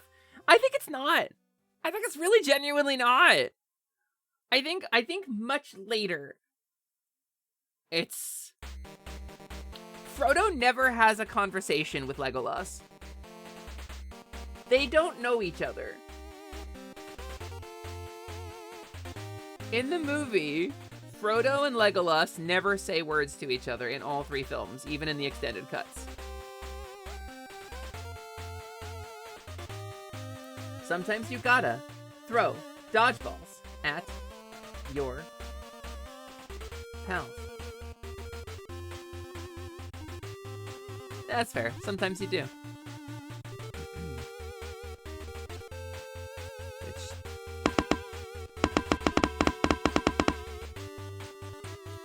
Yeah? Yeah, Magna? Yeah? What if I did this in your chat? Huh? What if I did Power Shot in your chat, huh?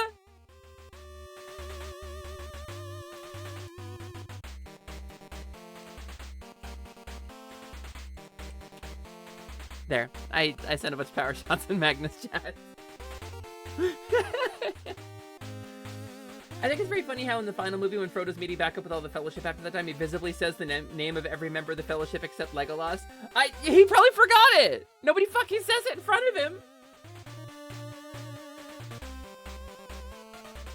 Merry and Pippin are just there for the various... Breakfasts various. I'm a Lord of the Rings enjoyer, right? I enjoy me a Lord of the Ring. I get it. I enjoy me a Lord of the Ring. When it comes to fantasy storytelling, I genuinely think that there is a story out there. There's a way to tell all of the stories you want to tell at the same time.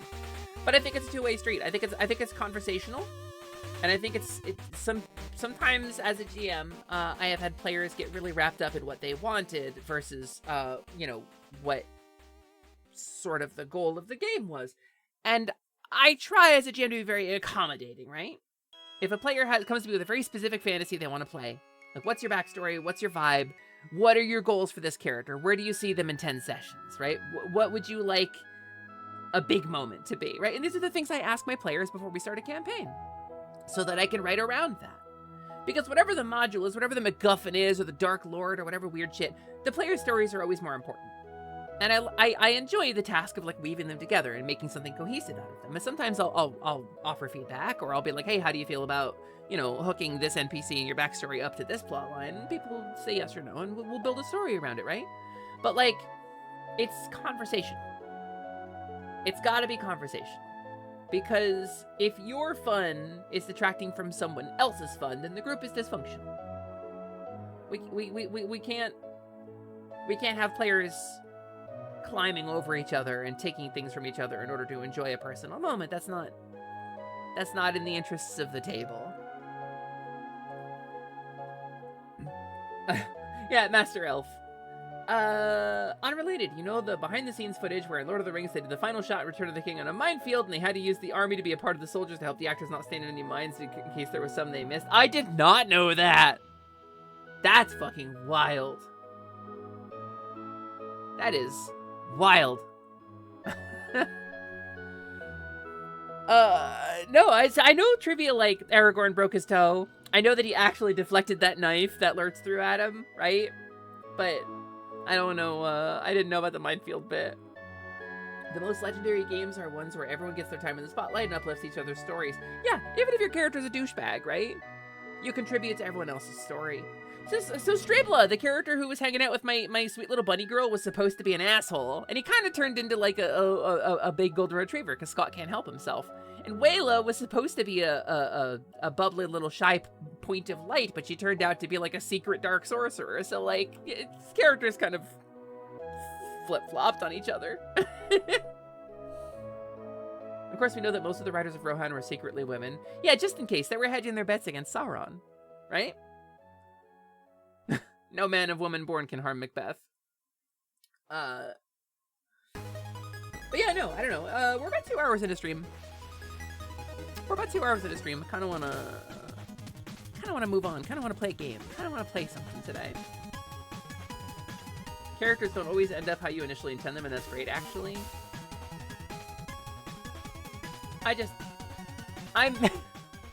Truth is, I'm running out of brain meats, gamers. We're replacing the timer with the tower. It's been a stressful day, so let's unwind. Let's play some fucking game. I'm also gonna remove this one from the playlist, I think. It's too intense for the playlist. This one's okay. Casual 2-hour yap sesh. I mean, I could talk about TTRPGs until I'm blue in the face, right? I never get tired of talking about TTRPGs. I am just, truth of the matter is I'm feeling tense about some stuff. And I would like to distract myself more greatly, because I keep, you know how it is. You get the hooks in your brain, and it's hard to unhook them. So let's unhook our brain hooks. Let's pause that. Let's open this, and let's go to this folder. Insert the cartridge into my NES. Let's see if it captures this time. It would be so cool if it captured this time.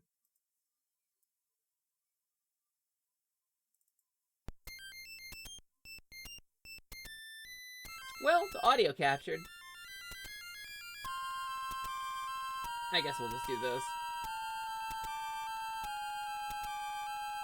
I made it real big because I was showing you Tabbits.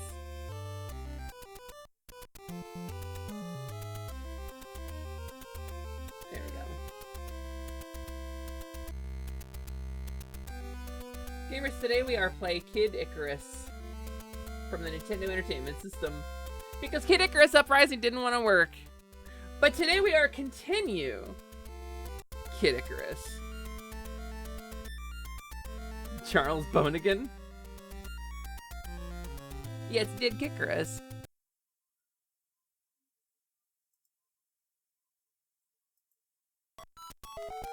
So remember where we were? I left my NES running this whole time. We're in Skyworld, baby! This game is, frankly very tricky.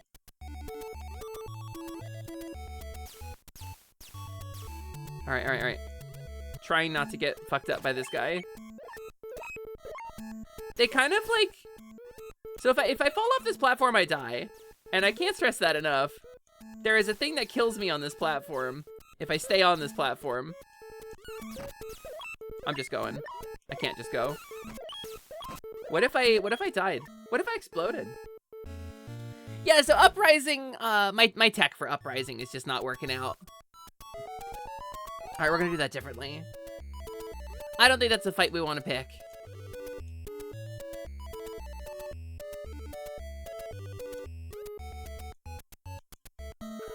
God damn it. All right. Take 3. Sounds like a headache to remember. Nice. So I like the idea of, like, a tiefling named after unfavorable things. In kind of the lore of, like, of D&D, like, in 4th and 5th edition, tiefling names are meant to be, like, a concept or an idea or an object, right? So the idea that you were named after an actual headache. God damn it. I really thought I had that. Yeah, I know. So it's cool tech. It's very cool tech. The idea of being able to stream the game directly from your 3DS, like the game data into an emulator, right? That's cool as shit, right? Yeah, it's true. We are Uprising. That is a thing that we are doing.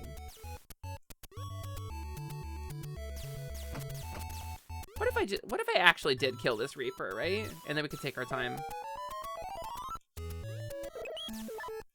Well, not like that, I'm not gonna. I hate the fucking Pluton stole my shit!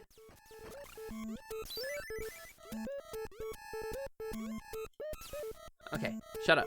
Shut up, music. Wow, that really lasted for a long time.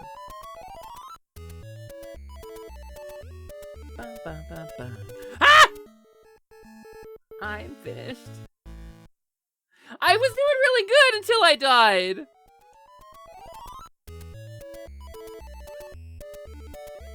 I don't know.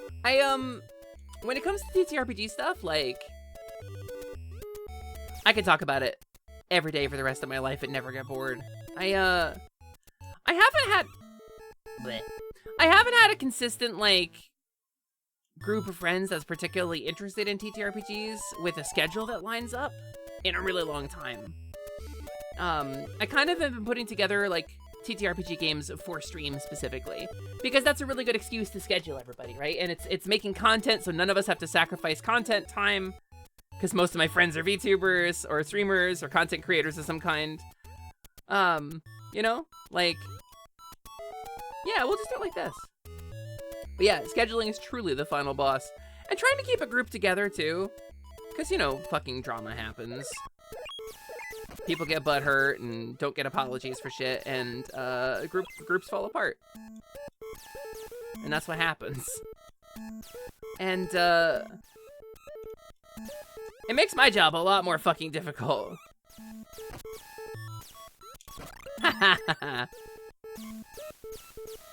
Really? Reaper literally dead?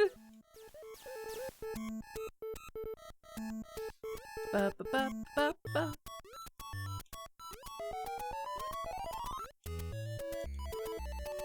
Bum, bum, bum, bum, bum. Yeah, the babies came back for fucking vengeance, truly. There's a little bit of floatiness in the controls here that you kind of got to get used to. It has like a little bit of momentum.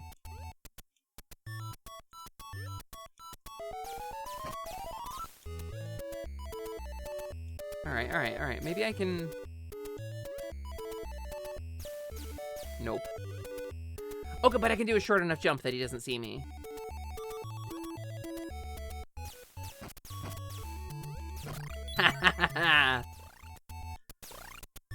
Fucking Kaizo Snake, really?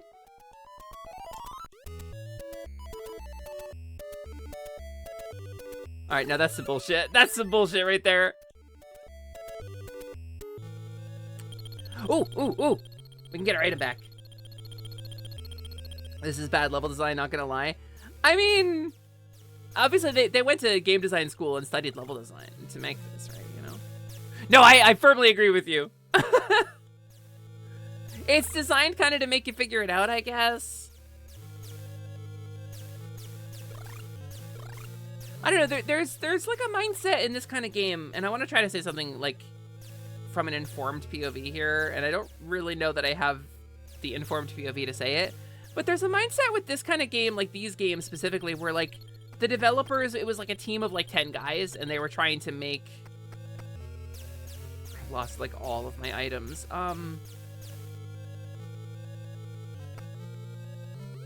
Crystal Rod.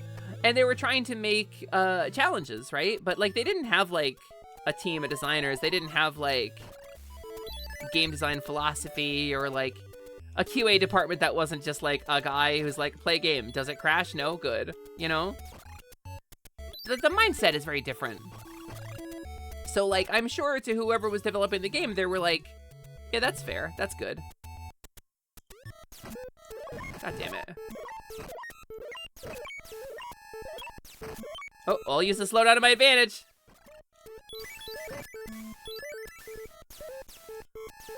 Actually, the crystal rod kind of does good against repets. I don't have a controller too, so I can't get the items. You got a balance, you haven't ate yet, but feel free to drop some more Sword World stuff for me sometime, whatever you want. Check out Sword World! SwordWorldRPG.com, or check out the Sword World wiki. I firmly, firmly recommend. Genuinely some of the most fun I've ever had in a tabletop RPG.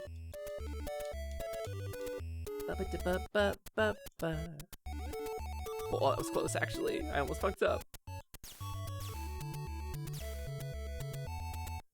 I did in Pond? What is that? Sword World RPG, you say? Yeah. Don't mind if I do. God damn it. Alright, hold on. Oh, this game's working great.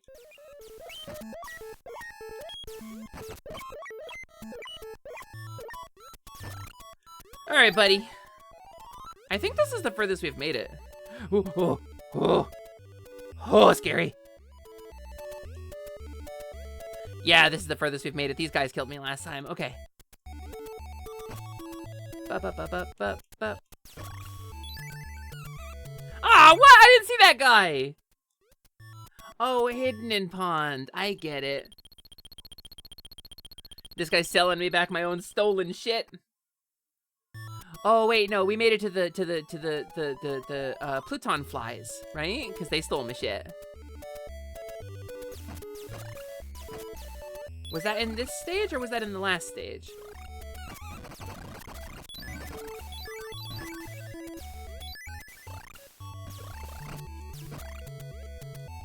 Wait, those, oh, they do hurt me, okay. We're so close, gamers. I feel like we're so close.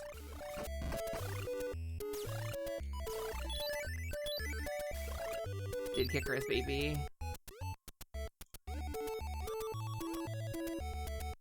Alright, wait, what's the strat here is jump from here, I guess? This doesn't feel like I can make this jump. Cool, okay. Okay. Little leap of faith action there, that's fine.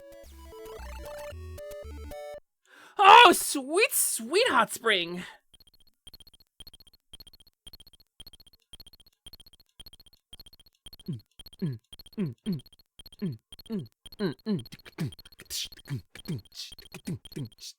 Okay. You are a small frog, you hide in pond, then jump out and poison you. I feel like that's the kind of name you would have if you were like...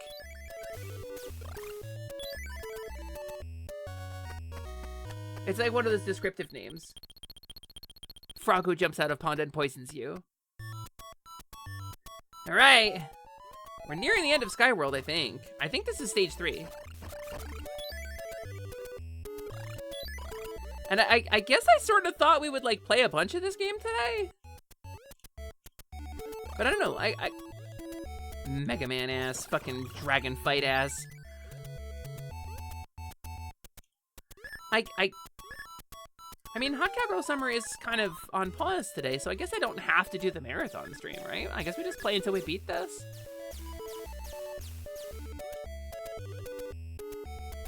Like, make no mistake, I am enjoying myself. Ice Climber's ass. kind of would be nice to beat this game legitimately, because I don't think I ever have. Whoa, fuck you! Fuck you, Kid Icarus!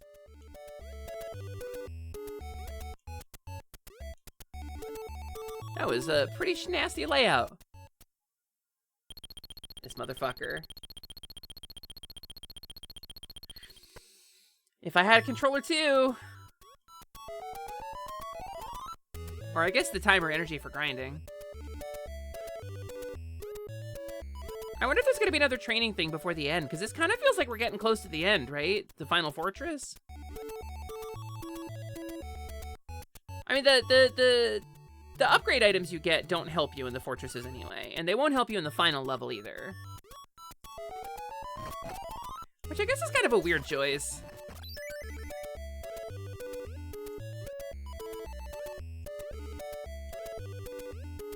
Damn, gamers, we might be near the end of Kid Icarus. Genuinely might be near the end of Kid Icarus NES. Hi, Centurion. I thought you guys were supposed to be friends. Maybe they've been corrupted by the underworld? I don't know.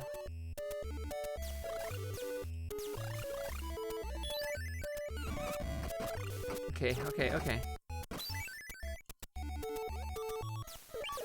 You can see me, but I can't shoot you? That's bullshit.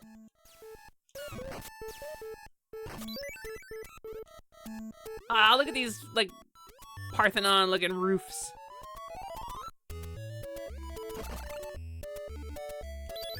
Alright, alright, alright.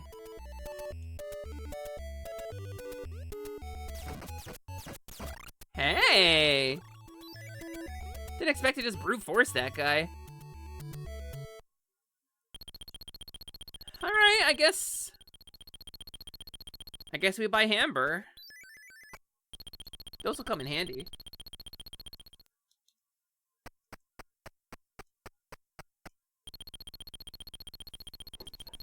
I guess we buy health. That'll come in handy. Boop. Why you got lava in your store?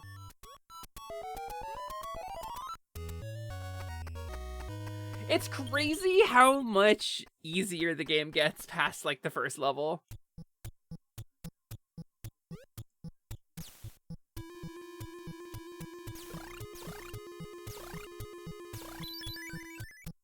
I guess let's get Centurion.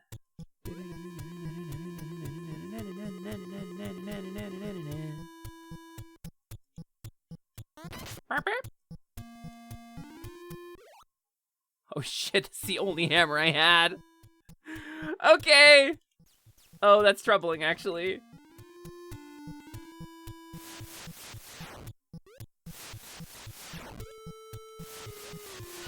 Ah, rude.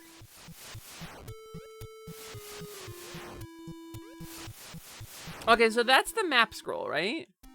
Now I can buy the items that fill out the map.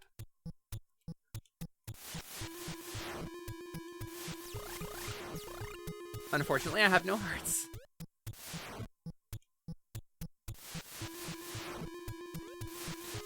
Shit. Okay, whatever. Stardew Valley fishing is like that too. It do open pretty difficult, don't it? Stardew Valley fishing is kind of rough.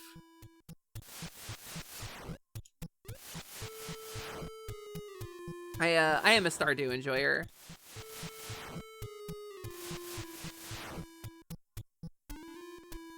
What is that graphic? Excuse me? Are they supposed to look like that? Who the fuck are you? You little troll guy? Slightly redder troll guy? You don't appear to pose any threat to me.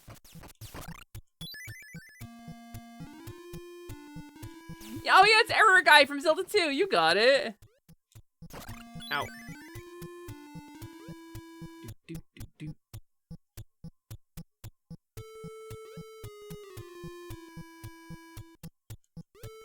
Bat.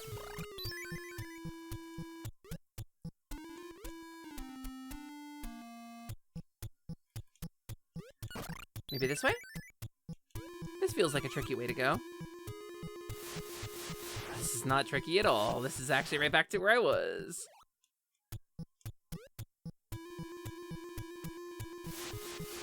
This is literally a dead end. Final Fortress, I guess, right? Okay, back to the intro, I guess.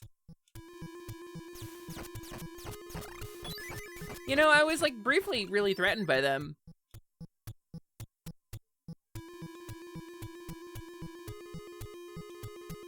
Feels like then I gotta go left. And then up. What about you here, though? No. Okay. See, having never made it this far, like, legitimately, I confess I don't know my way around this palace.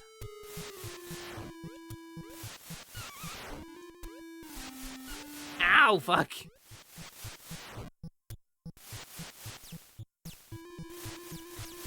Oh, I don't like that at all. Alright, it is doable. Left feels like a hot spring? Nope. Left feels like wrong way. These platforms icy? Was I just sliding on that?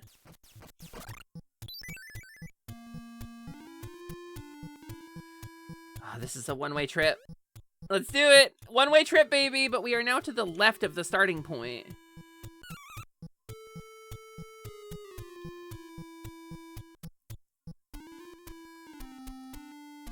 What's in here? A way down? I don't know if that's where I want to go.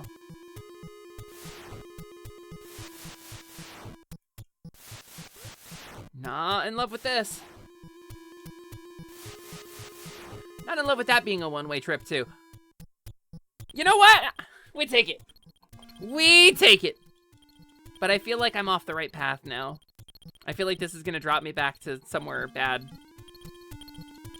I feel like this game is kind of unforgiving in that way.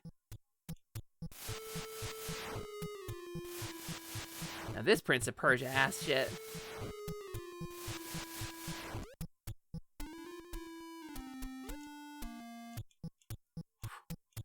Gamer, please.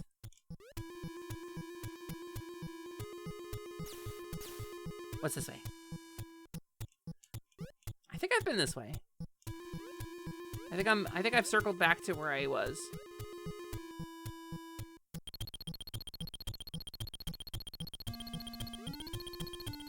I really want one more heart. Really could use one more heart. I was playing Prince of Persia on the first Silly stream you ever watched. That's true! That's true, Dr. Swoos! Prince of Persia is one of those games like Kid Icarus I have really fond memories of as a baby, right? But, like, it legendarily complicated, difficult game. Alright, so here we are. We're now filling out the map.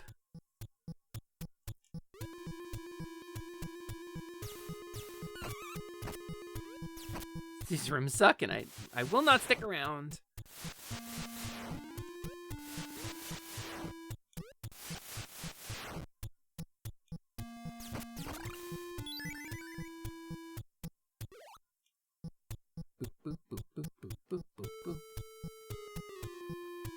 Okay, there's Hospital. Hospital is in the bottom right. Good to know. Can I go this way? This is meaningless. This is worthless. Is this whole dungeon gonna be a map that, like... Oh my god. It really is. Every fucking square of this. But no, Prince of Persia is one of those things like Kid Icarus that I have fond memories of that is legendarily kind of difficult. And I'm grateful for a chance to, like, go back and play it, you know? As a streamer. Because, like, how often can you really say you would go back and play those games that you remembered from your childhood? How many of those games do you have? Right? Like, weird shit that you didn't enjoy enough to pick up. or like stuff that you have like a vague memory of, but like you haven't really re-explored. Being at the hospital filled with wounds and nobody comes to help you because the only thing they treat there is eggplant disease. Ow. And I feel like being a streamer gives me like a unique kind of perspective on that, you know?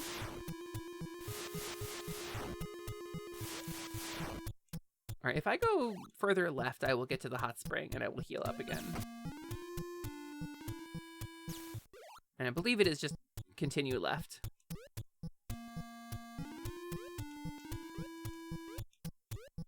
Right? Wait, was that a one-way exit? Can I not get back to the hot spring now?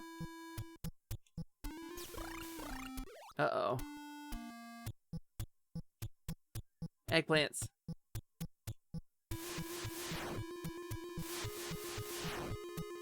Eggplant disease needs the context of this game to not sound naughty.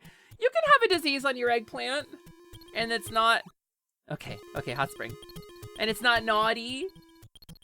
This was a lot of the stuff you wanted to do before your 30th birthday. It was rad playing the early childhood games you remember from grade school, like the M&M's Crash clone and the Sesame Street Sports. For me, there is like a weird vector-based like point-and-click adventure game that I played on an Apple IIe in my school library. And I remember nothing about it. God damn it. I remember like genuinely nothing about it. I remember at one point you climb up a vine and there's a hole in the ground that you look back at and that's it. That's what I remember about it. Okay, eggplant time, I guess. Is it up from here? I think the hospital was up from here. These guys really suck actually when you don't have a bow. Was it this way? Hospital? Yes. Eggplant flavored nurse. I wonder who is she? Who is this lady removing the eggplant curse? Does she have a name? Calling it an eggplant is inherently dirty? I mean, dancing around it in euphemisms is less than just saying cock, right? If I just said the word cock all the time when I wanted to talk about a pee-pee.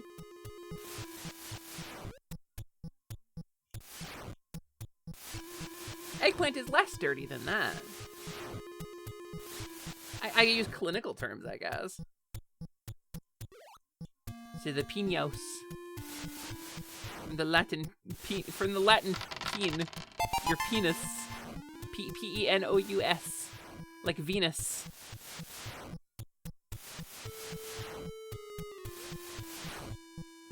Hi Higgs, welcome in. Alright. How do I get out of here? It's gotta be this way. Okay. Sneaky. Sneaky snake. Do, do, do, do, do, do, do. Woo! Little quick man stage here.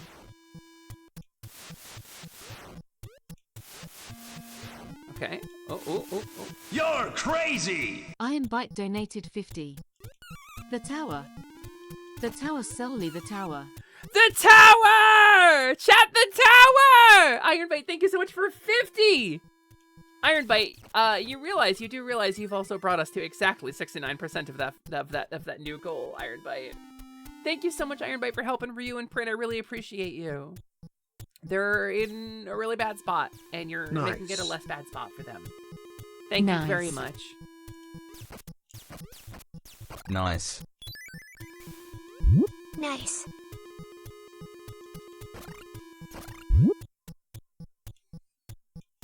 Oh. The aubergine sorcerer. Is that better? If I say the aubergine sorcerer? Girl, I sent you my new PNG whoop gives. Am I not busy? Fucking, you got no idea. The shit I'm fucking fielding every day. The nonsense. Remind me after stream, please. I will forget. The amount of shit I've got going on in a given day. 25. Wolfwings, let's fucking go! Thank you!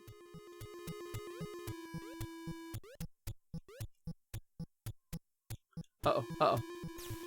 No, no, no, no! God damn it, no! We have to go all the way back now! Oh, this fucking sucks, actually. Maybe we'll just die. Maybe we'll just die and that'll be the end of it, right? Wouldn't that be lovely? No, Iron Bite, I never played the sequel to this since the last stream.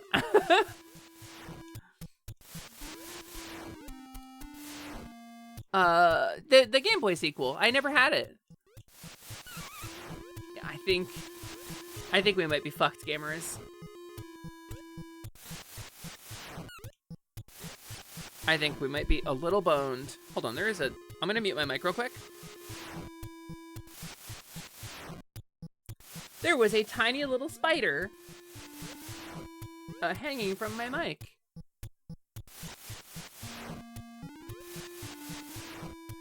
Yeah, I feel like it was you who asked last stream, wasn't it? If I had ever played it? Yeah, okay, this is not great.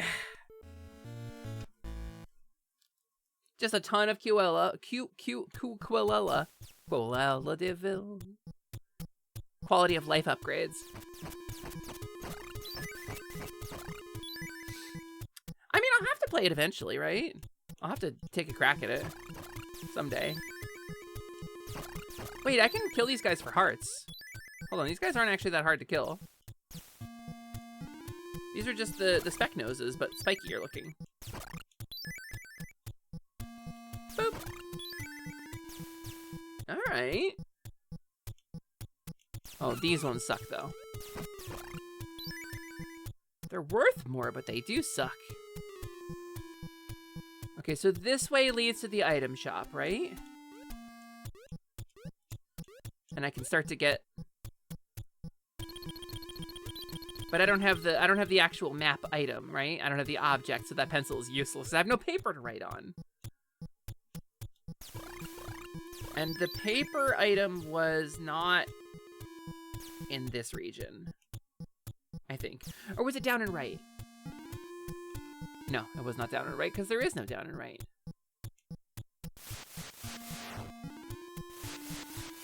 Are you pro spider girly or anti spider girly? I am pro spiders in so far as they do not bite me and do not take up space in common areas of my living space that I have to go around them. They can live in the eaves of my house. They can live in my garden. They do important things. They freak me the fuck out. I am super arachnophobic.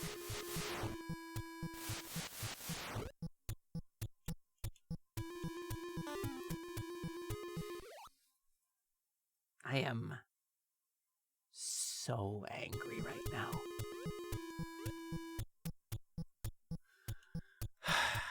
Alright, to the fucking hospital. No, listen. I'm arachnophobic. It doesn't mean I don't like you. It just means it frightens me on a primal level. Something about the way you move. It's not my fault I evolved to be afraid of you. I'm doing my best, but you're a spider. You're a good spider. And it's not like a one of the good ones fallacy. Like, most spiders are great. I just don't want to get bit by them. If you bit me, I would die. Most people, if they bite me, I would just be sad and in pain. Or extremely happy. If you bit me, I would die.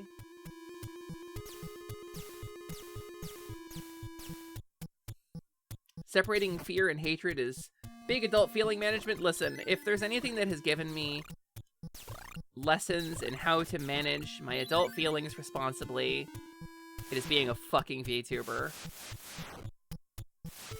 If there is anything that has taught me to compartmentalize my own feelings and to try to make sure to keep the peace about things, it's being a fucking VTuber. And spiders and bees, just a happy side effect of that.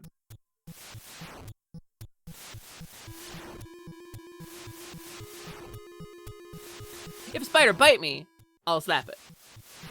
That's very much the case. I will slap a spider that bite me. It's mean to bite me. Don't bite me, it's mean. I work really hard to not be harmful. Don't bite me.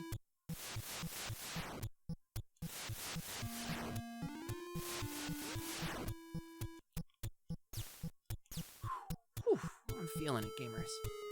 I'm really feeling it.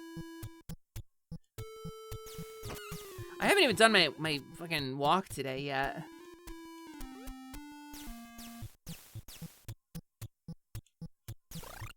Let's trick them to go that way.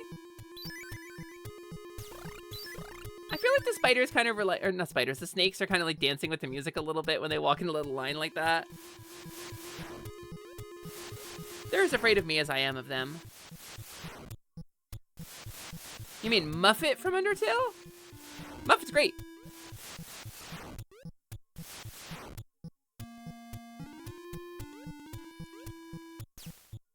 Muffet has one of the best songs in that game, actually. I think she is excellent. I think she is peak character design. And I don't mind that she turned me purple. Also, yeah, barely registers as a spider. Usually characters that are really stylized spiders, I'm not, like, upset about. Right? It's only when they get really realistic that it triggers my arachnophobia. Alright. Okay, let's... Ow. Let's get some hearts here. Ow. Let's get some hearts here in the safety of a predictable movement pattern for enemies. Ow. Okay, let's get some hearts here in the relative safety of I know how these guys are gonna move, so it's easy to dodge them. You thought I was setting up another bit. I did lose half of my health to it.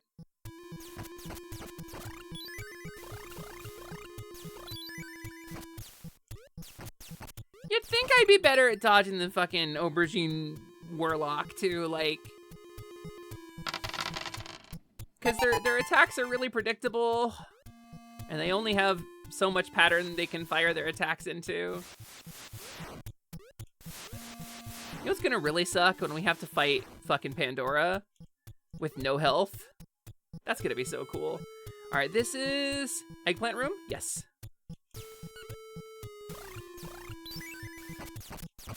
Can you damage boost through the eggplant attack? I think that just didn't hit me because I was taking damage currently. No, no, no.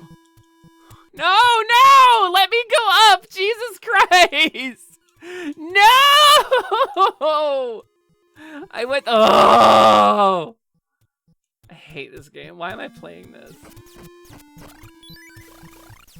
Genuinely, why am I playing this?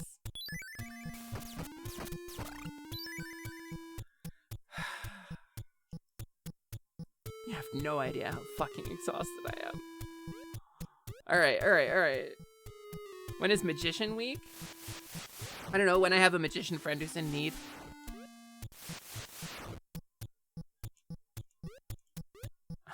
I'm so dead. This is the end of all things. This is the finale. If you die in Kid Icarus, you die in real life. If you go down the fucking Kaizo ladder, you die. And you won't ever come back.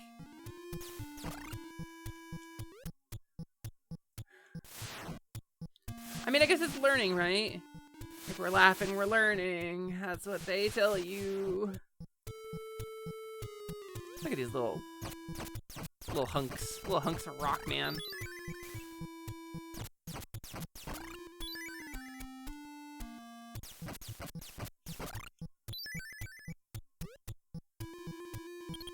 Alright, well, there's a shop.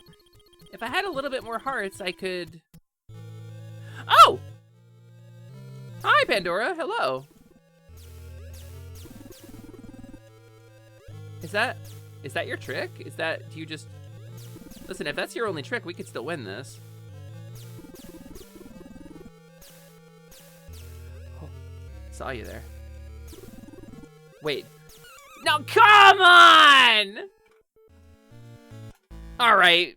Alright, no, we're in it. We're in it. We're fucking in it. We're in this.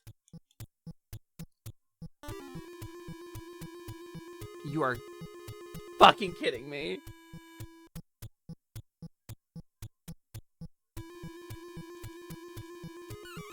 I'm just gonna die. I'm just gonna die. I have no choice. Guess I'll die.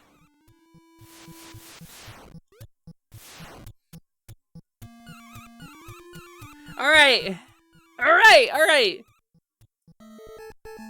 I guess we kind of know where we're going now. It makes me feel like I don't really even need, like, full health to go fight her.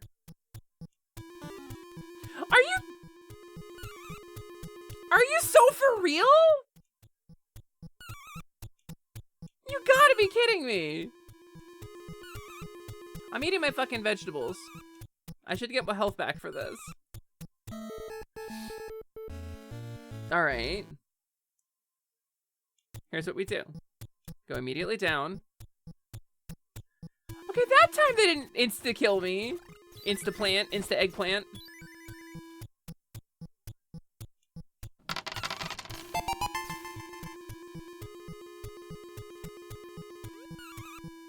Okay, wait.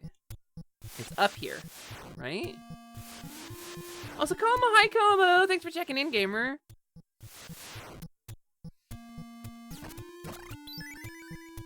I hope you're feeling better. I hope you're doing okay, Como. I hope I hope every day is 5% better. That's the rule. This is the wrong way. I guess this gets me like on the path to that hot spring though, so we might as well. Might as well hit it while we're here, right?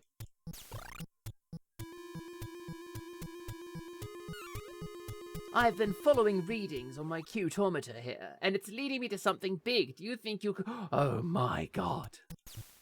Zoe, the readings are so high because you're holding it. Zoe, that's why the readings are so high, Zoe. Hi, Zoe, hope you're doing really well. Hope you're having a great day. Hello, hello, Gizoki. I am going mad? You're crazy! Shindell donated 50. Did it say Shindale? Is that how I'm supposed to say that? Zindel, thank you so much for donating money to Ryusei and Prin! Thank you for helping out the tower gamers. Welcome in, by the way. If you're here lurking, if you're here watching, check out the pinned comment. We're pausing the timer for this week, and we're doing the Tower Week instead because two of my friends are in dire need, and I will do everything I can to help them because they are the most important people in the world to me. So thank you so much for supporting them in their moment of need. Sin, thank you for 50 to Ryu and Prin. That is wild. Your fatigue scrunched you today? Oh, I'm feeling it, Zoki. Why are we calling it the Tower? Because that's where they live. So my buddy Ryusei Shining Heart, the most powerful wizard of all time, a dragon is what he is, and wizardry is what he does. He is the dweller in the place between. You know that thing outside of the arcade? Like here, hold on. If I point you out the window here, right? We'll just zoom out. Right? There's the place between. There's the ruin in the place between, the transition ruin, right? There's the tower. It's right there. It's literally right there. And due to some strange compression artifacting and translucency issues in the spout capture, you can kind of see through it, and that's really interesting. I've never noticed that before. Anyway, that's the tower. That's where my buddy Ryusei lives. And Printers lives there as well with Ryusei. So, I can see my house from here. Yeah, she can see your house from there. Uh-oh. Okay, wait. To the left then, right? Is the hot spring? No, this is the shop. Down is the hot spring. And then up is the way out of here. Whoa, you thought. Spicy aubergine warlock. Yeah, oh, it's 100% a tower. I don't get the wizard tower thing. If I had a tower, I would fill it with 100 ascending levels of palette swapped monsters, I think. I don't get the tower thing, but I don't gotta get it. You know, sometimes in life, you don't gotta get it to be supportive. And the truth of the matter is, my buddy Ryusei took a really cool job opportunity. He took a very, very big job opportunity. He took a very big leap of faith, trusting the new company that he was working for. Signed up for a new apartment, got a new lease. And this very cool new job opportunity that he signed up for turned out to be fake. So he's not like a dumb dude either. He's not a dude who falls for scams, right? It's just that they lied about the pay rate very significantly. It does not pay what they promised him. So that current goal that you see on the screen is our level 3 goal. We have cleared the first 2 tiers of Tower Week. We have reached tier 3, so that Ryu and Prin are set for August and September, elevating the pay rate up to what was originally promised as opposed to what they are actually getting. So we are clear for the next 2 months for Ryusei to try to find something else that actually pays what it's supposed to. Thanks to your help. So we've elevated the goal a little bit. They have some debt that they accrued. It's not really my place to talk about where the debt comes from. I don't really know. I don't need to know. Their finances are their own private thing. I know that they are extremely frugal. I know that they frequently make cuts on things like food to save money. They are not crazy spenders. And I know that they have encountered... We've done fundraisers for Prin, for example, for her medical needs. So what it boils down to is I know my friends need help. And walking into that snake to dodge the eggplant is maybe my proudest moment as a gamer. That might be the coolest thing I've ever done as a fucking video gamer in my life. That was a snap moment decision. I might never do something that cool in a game again. Hot Springs Planet, Kid Icarus? Yeah, I guess so. You think that Just Animus is gonna hit the Hot Springs Planet anytime soon?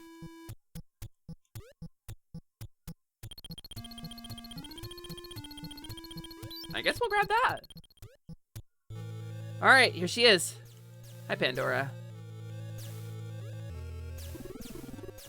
Bubble Lady. Madame Bubbles. Is she moving more unpredictably than she was?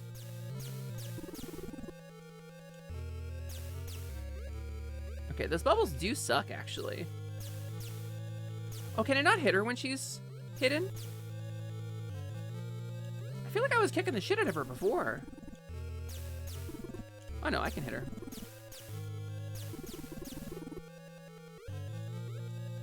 All right, lady.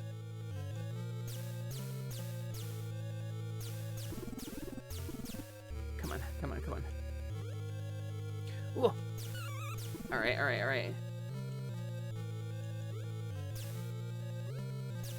She's pretty straightforward.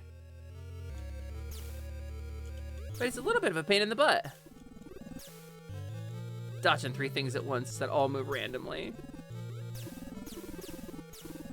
That was a good cycle.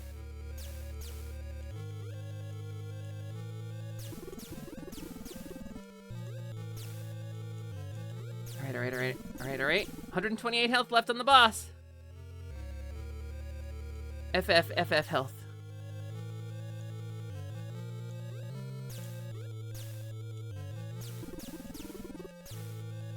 Come on, baby. Come on, baby.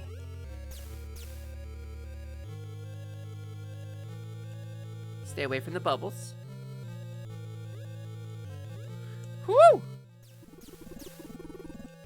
She looks like a weird amoeba. Do you think she knows she looks like a weird amoeba?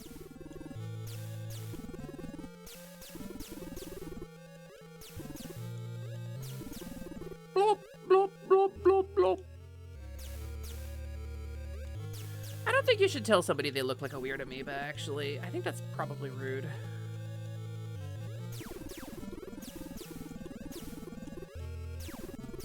I don't think this game is built in the era where there's like fake bosses or phase 2s on boss fights, right? I don't think that happened usually.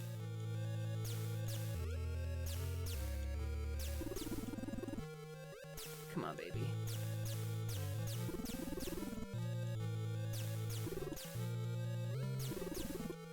All right.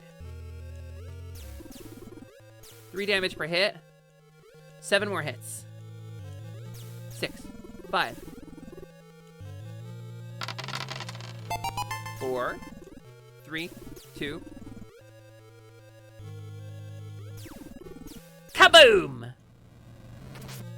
Third sacred treasure acquired. Third. Okay, well, jeez, I was worried for a second. Hi, Cthulhu. Hi, Starlin. Welcome in. Ain't that Kirby's friend? Maybe. Nowlin, yes, it is. Look, I got the 3 sacred treasures. We're rocking the original Kid Icarus because Uprising stopped working for me. And here we go on the final level. I got a cool mirror shield. Pit's got the wings of Icarus. Pit's got the cool sacred bow. I forget what it's called. And the final level of this game is a side-scrolling shooter.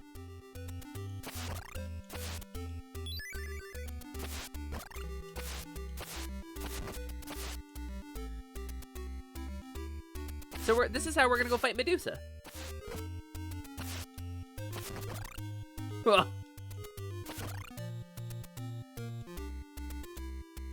Maybe I just don't hit that guy.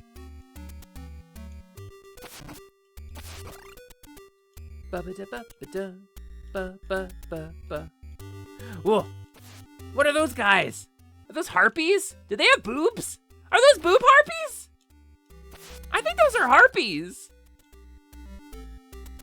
I think that's a classic Greek green bounce flower.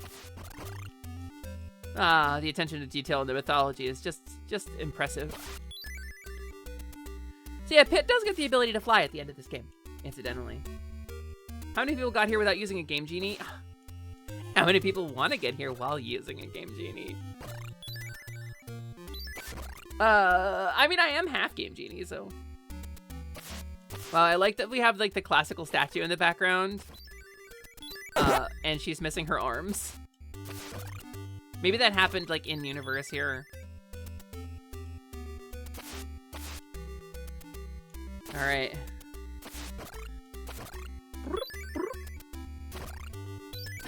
All right, here we go. I think we're getting close. I think we're near the end.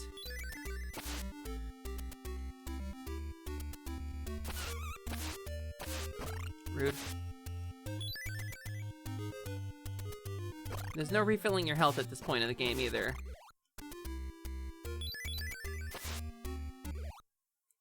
But yeah, you can see the treasures and everything. Also, I guess it gives me back my weapons that I've lost. That's nice of it, even though we won't ever use them again. I really thought we were close to it. Really thought we were close to the end there. Ba-ba-da-ba-ba-dum. Wait, what hit me?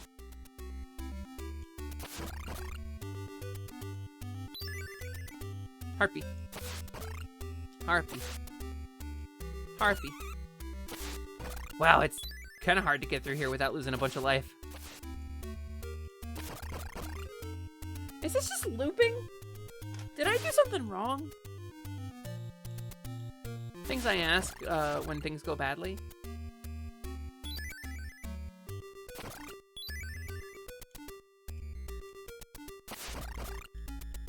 Oh, no. No, it's not looping, is it?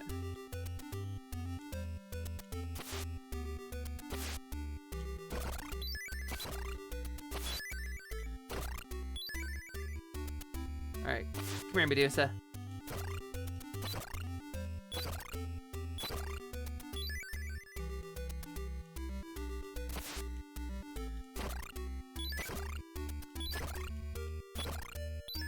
Yeah, okay, here we go. Here we go!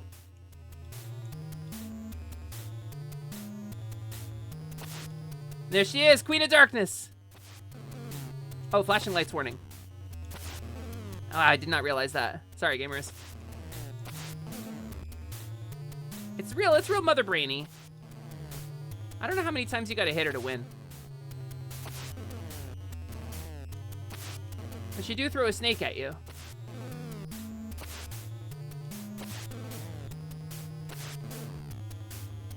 Oh god. Oh, we're gonna die. We're so dead actually. We're cooked. We're so cooked. Unless I'm fucking like the best. Right? And then we're not cooked, right?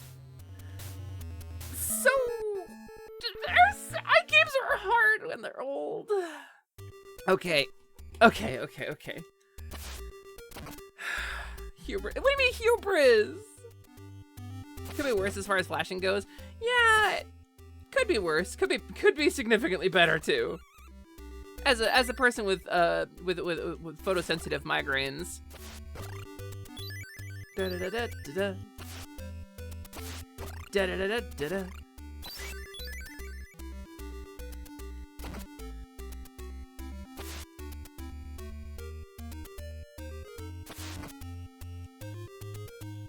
All right. We'll go through it again. It's fine. We'll save more health this time. I think the hearts don't really matter, huh? Ooh. And rude harpies. Look at the dude barfing up balls. Barfing up weird little super balls. That's not a fireball, that's just an orb. Ah, fuck your orb attack! Da, da, da, da.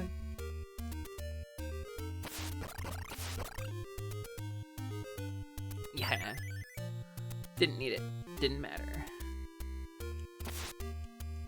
Well, I guess they can't aim a certain degree of up, huh? Okay. Like a dog, it can't look up.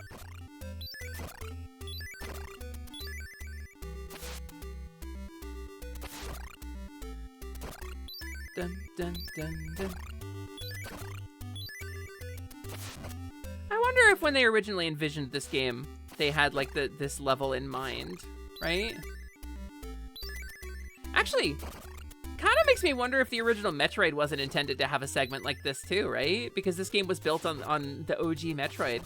What if Metroid was supposed to have, like, you get in Samus's ship at the end of it? Because they rushed development of that game, didn't they? Like, they pulled a lot of developers off the team and they kind of rushed it. What if Metroid was supposed to have this? Solar Jetman. I haven't thought about Solar Jetman since Blockbuster was a thing. Jeez. Also, it's nice to know that the shield does fucking nothing. It's like a mirror shield, right? You'd think it would be useful against Medusa. But I do not believe it is.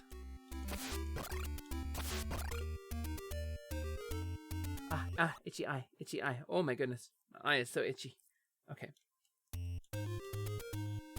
Oh, that dude had a bad day.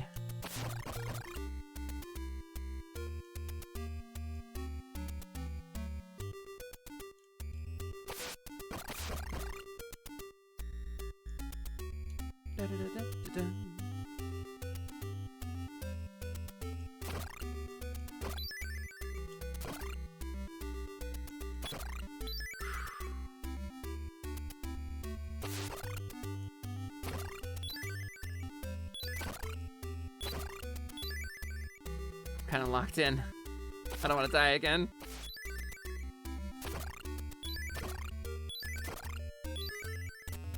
All right, here we go. No, don't tell me there's gonna be a fucking guy here while I'm fighting. Are you for real? Okay, no, he disappears. Oh, you can kill the snakes? Shit, I didn't know. It's so cool that mirror is so useful. Thanks for the 3 sacred treasures, Palatina.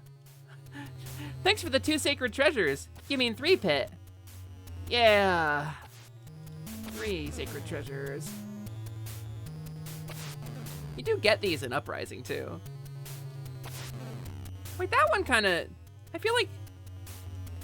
maybe sometimes it absorbs a projectile?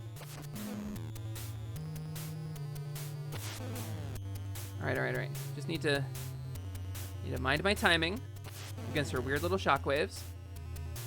And we just need to do a good circle. Come on!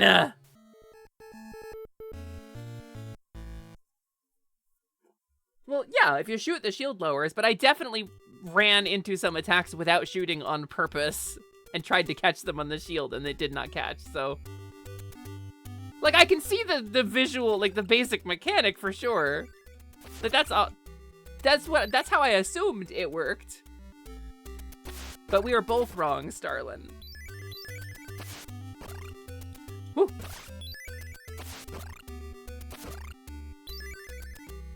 The shield works but is finicky. That makes sense. Yeah, the way like sprite overlapping works in this game. Or I mean in this console generation, I should say, right? 5 because Sally is a treasure. I'm not one of the sacred treasures though. In fact, I think depending on who you ask, I'm kind of an asshole. Ah! I tried to scratch my leg. My leg was itchy. My leg was itchy and I lost health for it. My hubris. Come on, you fucker. Come on! Pit, I need you to lock in. Pit, I need your help, buddy. Really need you to pull your weight here. Kinda battled my way out of the underworld, across the land of man, and into Skyworld, all on my lonesome here. Kinda need your assistance a little bit, buddy. You're supposed to be the general. Well, I guess all the Centurions are pretty useless too, huh? Except in multiplayer, then those guys fucking slap. Those guys are awesome.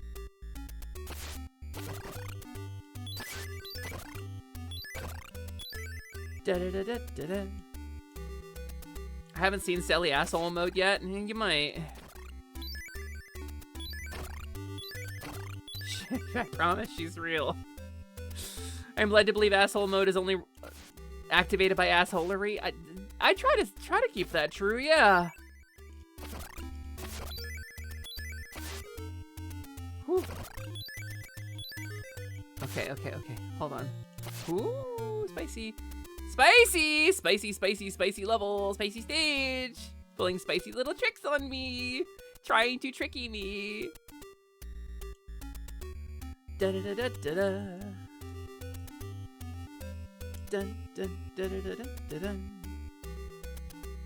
Da da da da dun. Da da da da da da da. Ow. Fucking stop! I was doing so good! Thanks for the shield, Palutena. It's great. It's great, Palutena. It's so useful.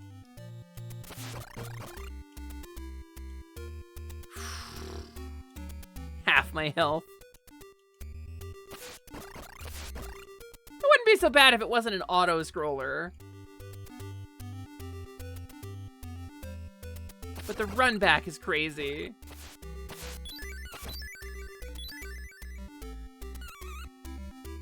You know what? This is the run. This is the run. I'm locked in. We're no-hitting Medusa. We're no-hitting Medusa out of spite.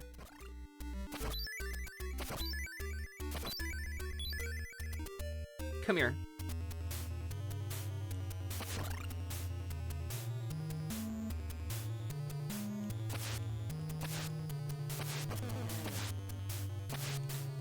Oh, the shield did work that time.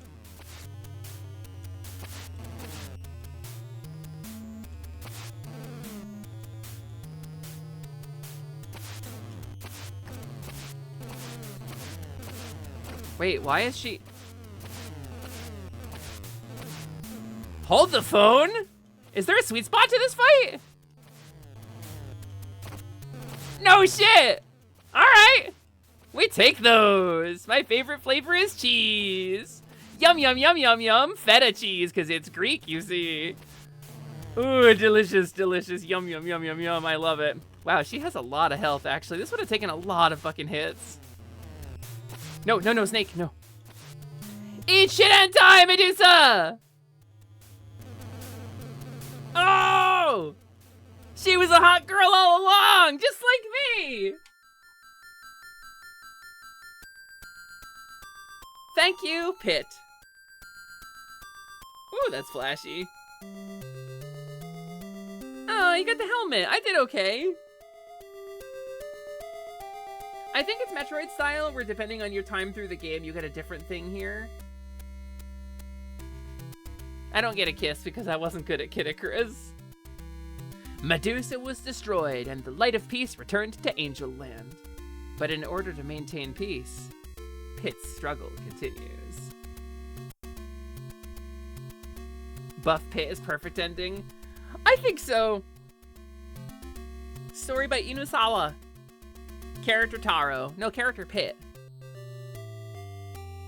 Oh, thank you, Mr. Hygo. And Makorin? Makorin, you did good on your title. Banban, Yoshikawa, and Togawa. Look, it's Hipnaka. We knew that, though. Yor did it! I did it. I didn't do good. I got probably, I think, the worst ending, actually. But I did it. I did beat the original Kid Icarus without the aid of cheat codes or save states. I did use a save state because I didn't want to write down the password between streams, but I think that counts. And the hero! You! Look at those colors on screen. Isn't that crazy? A pink and blue, is that nuts where that came from? The end! Oh. Dat hero. Push start button. So, New Game Plus, by the way. Shit you might not have known about the original Kid Icarus is that there's a New Game Plus.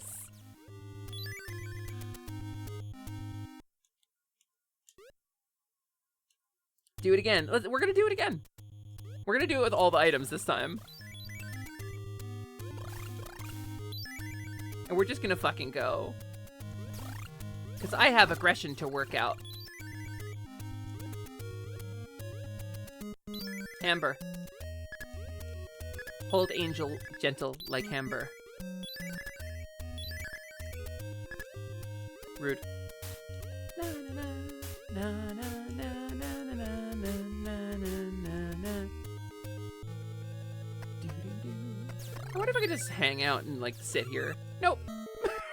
Spec noses get me.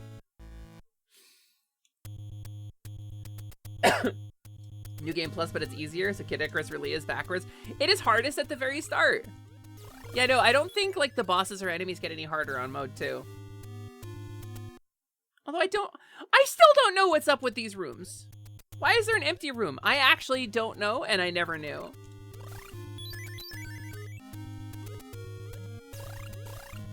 But I do know that when you die and respawn, you get more health. It resets you to 2 health.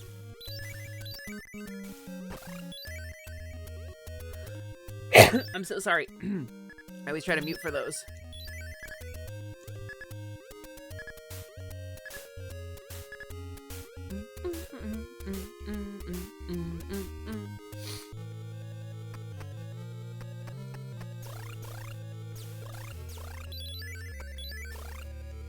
Oh! No scoped. No scoped.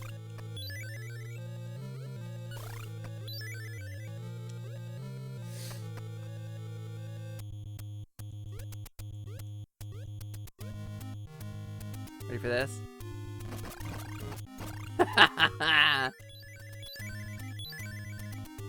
Those fucking Reapers dominated so much of my childhood with cruelty! With cruelty! It's okay. Da-da-da-da-da-da. Da-da-da-da-da-da. We're kind of zooming now. I wonder what happens when I get like the arrow upgrades now.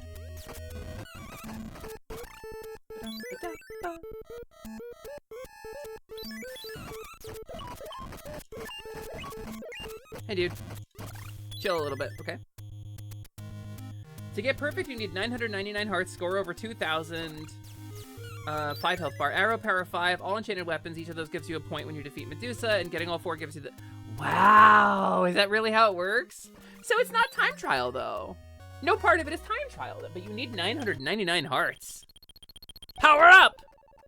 Okay, well that's arrow power 4, right? Oh, that's 3. That's only 3? Oh, wait, why did it give me my item back? I got my bow upgrade back.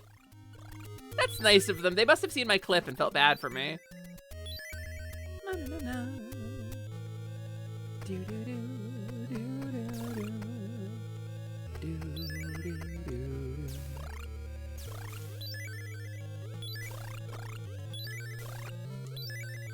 Not bad. Not bad. Come here. Oh, no scoped.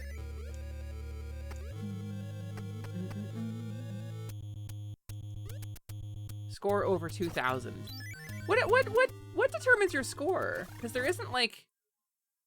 Oh, there is a score. Wait, over.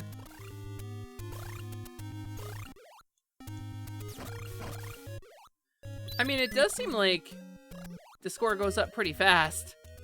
I think over 2,000 is fine. Oh, 200,000. Oh, that's score. I get it.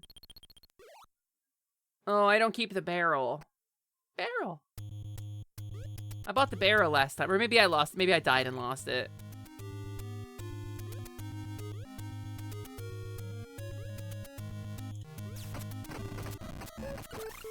Honestly, with the New Game Plus stuff, like, probably we can make that.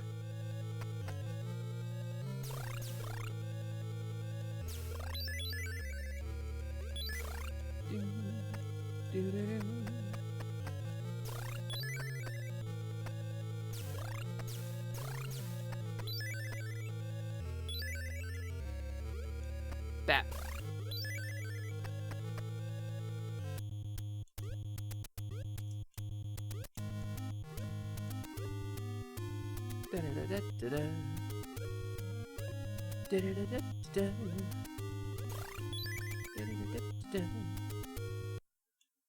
All right.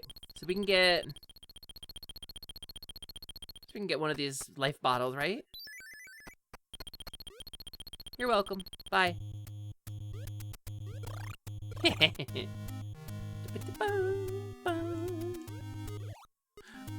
What? Why did I was pressing left the whole time? Oh, that's some bullshit. Wait. Actual dog shit. Sometimes. I guess because the ice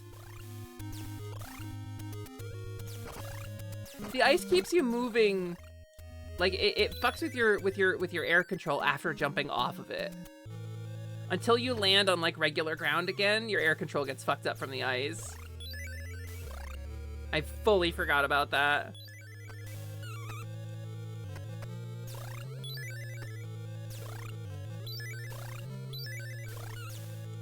Wahahaha. I will admit though, definitely it's nice to be a little careless in this game. It's nice to just fuck around and not find out. Sort of just dashing through. That's pretty nice.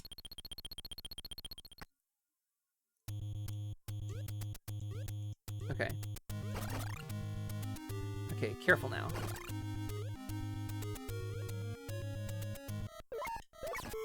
Come on, dude. You gotta get over this shit. You gotta get over this lashing out shit.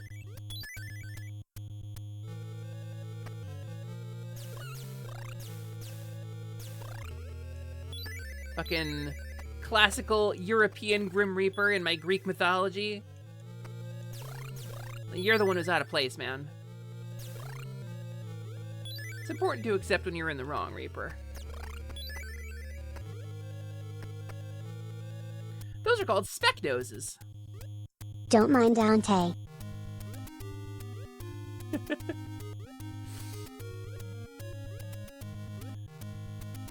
Good luck, Sally. Got a lurk for doctor appointment. Katula, have a really good time. Have a good doctor appointment. I hope it goes super well. Thank you for being here. Thank you for jumping in. Thank you for the lurk. She's just here for vibes. I see. The vibe skeleton.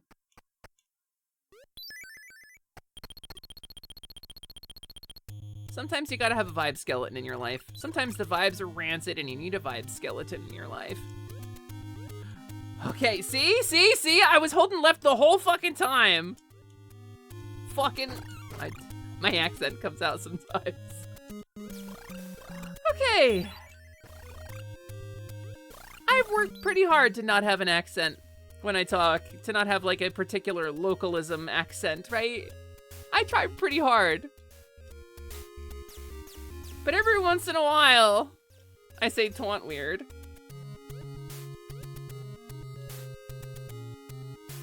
Okay, are you just gonna...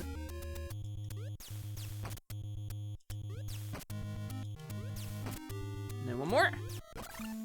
What do you mean? What are you talking about? Not fair, not cool. Stupid fucking...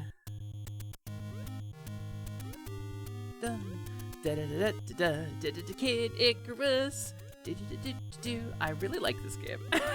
Like, as frustrating as it was, right? As dog shit as some of the choices in this game end up being, genuinely, I really like this game. I like the character. I like the lore. Oh, arrow strength, baby. We're back to normal color. Is that it for a little bit? It's fun to watch me play it. I think, like, it's that thing of, like, even if a game is rough or not great, as long as people are having fun with it, right? It's enjoyable to be around. That's the thing I've learned as a streamer, right? Bling, bling, bling, bling. All right, stage 2.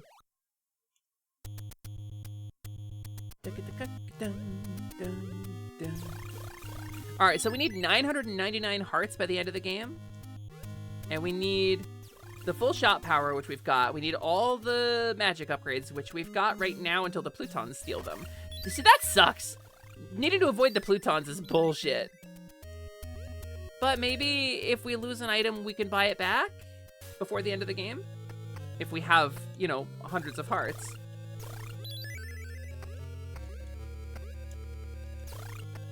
Maybe that's the play. Maybe you can't avoid the Plutons, so we just need to plan for the Plutons, right?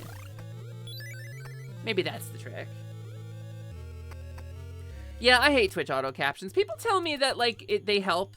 Like, I have some hearing impaired pals. And I myself am not hearing impaired. I occasionally don't process stuff, but that's just ADHD. It's not like a hearing impairment. Or like an auditory processing disorder, anything like that. But I will say, like, I hate the Twitch auto captions.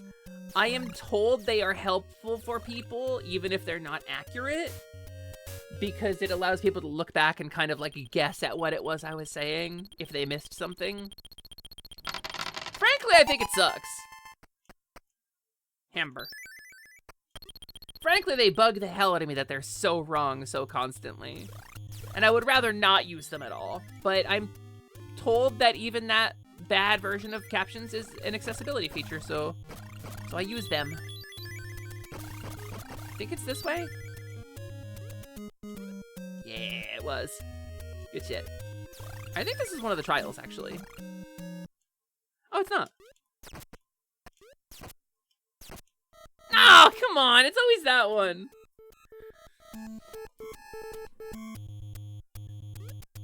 It's better than nothing? Yeah, I guess so. Originally I had it set up so they were, like, physically on my stream, but I would prefer people, since they're very bad, I would prefer people be able to turn them off individually and, like, make that choice themselves. So I used the Twitch feature for it to put them on the special, like, captions layer so that you can disable them if you hate them. It has the funny side effect of, showing my captions on the screen when I'm in my loading screen. Even if my mic is muted in OBS, it still captures it for the captions. The plugin still functions even when the mic is muted. Which is, very funny. It hasn't led to any embarrassing hot mic moments. It probably could have. But I'm not really a shit talker. But, like, it definitely could happen.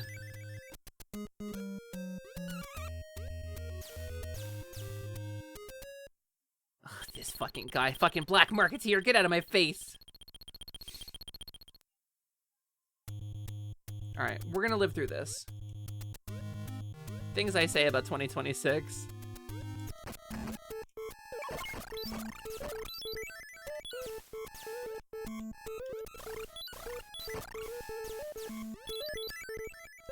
Whew. The repets do, like, go back up after going down, huh? Phew.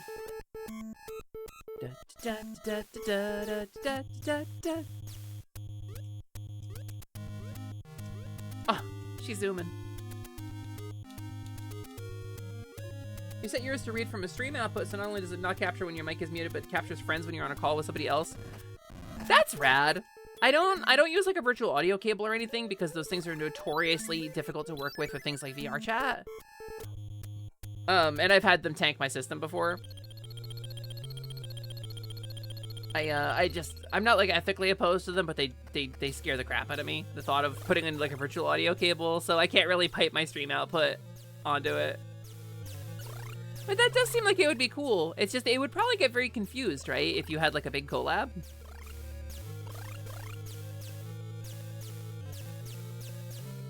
We'll just sit here. This is fine.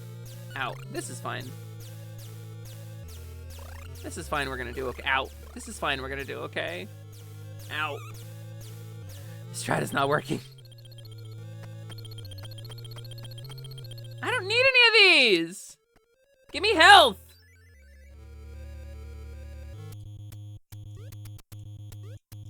Ba-ba-ba-ba-ba-ba. Ba-ba-ba-ba-ba-ba.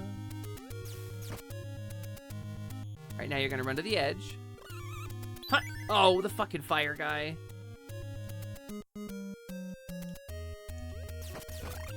Alright. Alright.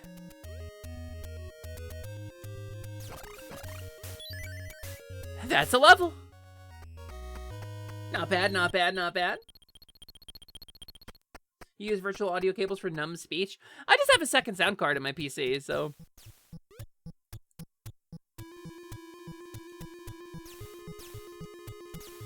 what about these guys?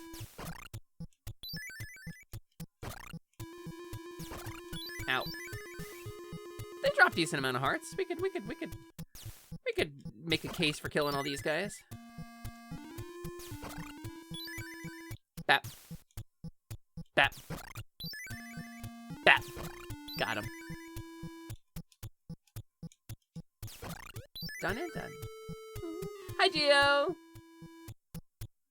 Sup, gamer?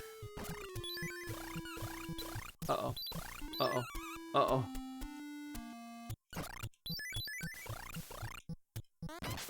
Alright, so that thing I was talking about, like, doing real good, I think we're doing real good, actually.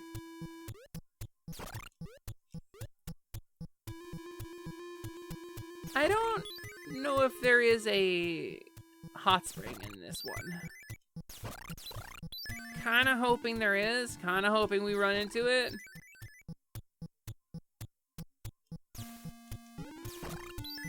Kinda hoping it's this way. Oh, they only take 3 hits to kill now. Nice. God damn it. Please. No! Come on! I'm doing so good. Alright, alright, alright, alright. I bet it was the next fucking tile, too.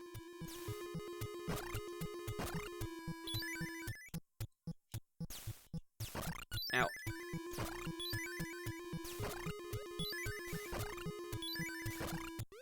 Boop.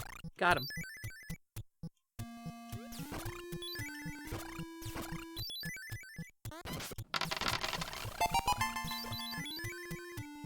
TGP, hi! Thanks for checking in, gamer. I hope you're doing good.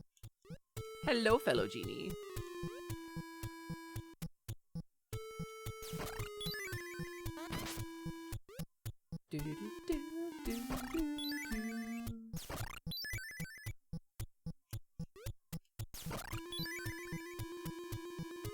Someone pixeled Pit. Someone pixeled Pit! He climbed out of the pixels. And then he came back to them. Oh, spicy.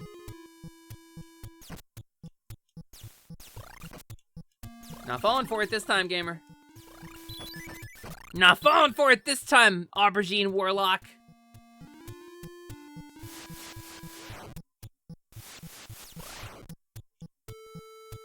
Okay, wait. I think I have to, like, drop to the left off of this ladder, right? Yeah, there it is. Out.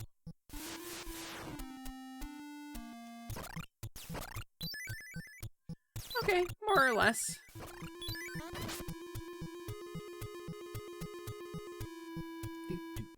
Do you keep hammers between levels in this? I wonder if you keep hammers between levels in this. I feel like Twin Bellows is the one I really need the Centurions for anyway, but...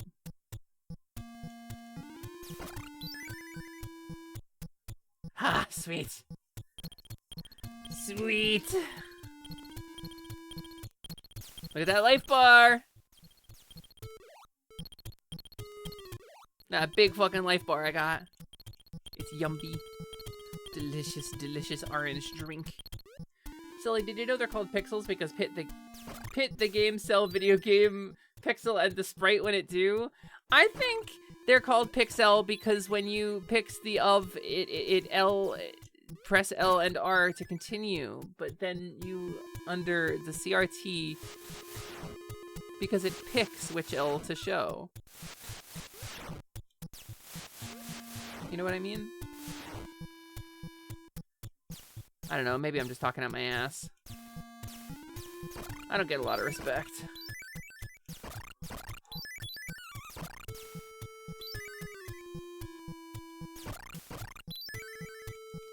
Phew! Despite being really good at video games. You know, it's crazy, right? Despite shoving an eggplant wizard like a nerd. I would stuff an eggplant wizard in a locker.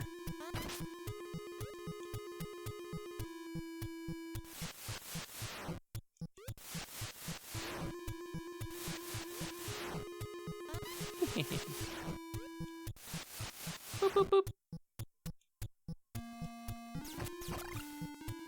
Snake time. Donk. What if I freed a 9th Centurion this level? I can't. I'm at hammer. Alright, but here we go.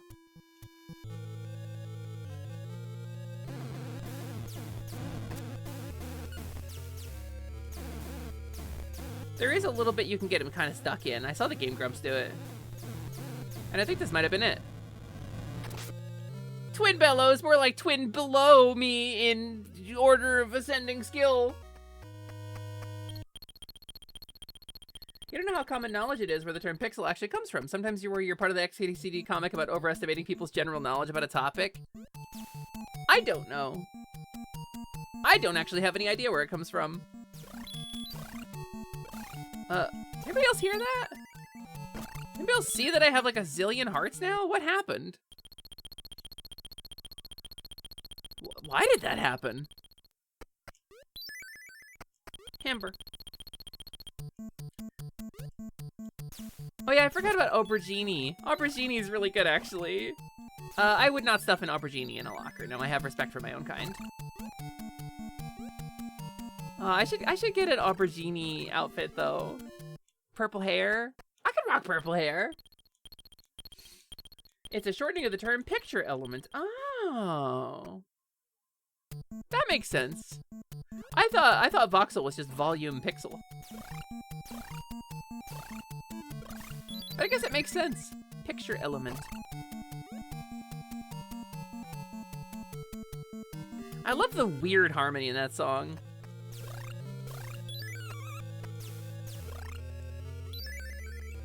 Hip Tanaka truly did something special with the soundtrack. Alright. Listen. Alright, so it was 5 health bars, which we've got. It was full arrow strength, which I think we've got. It was 999 hearts, which we are getting between now and the end of the game. And it was have all the treasures, right? So that we don't end up with none points. Dude Clickerus. Dude Clickerus! Don't say that. Don't say that in my chat, Scott. That's fucked up. You're gonna get me Twitch banned.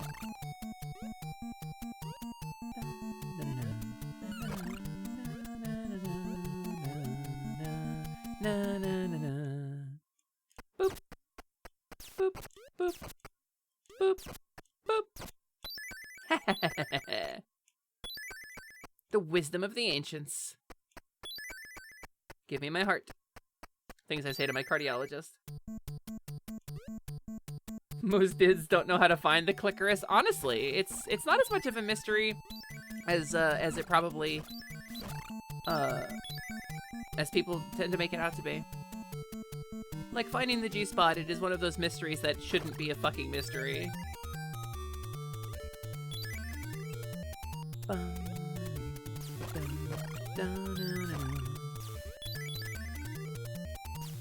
Boop. I love when, like, weird right-wingers are like, the female orgasm is a myth, and I'm like, you really telling on yourself, gamer. Oh! Blue pit! Sacred pit. Some people like to go in without the tutorial. It's one... See, there isn't a tutorial, but it's a game you can learn by playing. You just have to pay attention. That's the thing. The game gives you plenty of fucking feedback. Boop. Yeah, the most self-report it's ever been, truly. The game has environmental storytelling. Environmental? Things Gluttony says in Fullmetal Alchemist when the non-binary character gets out of line. Alright, no Plutons in this level, right? Rude. Rude little rock guy.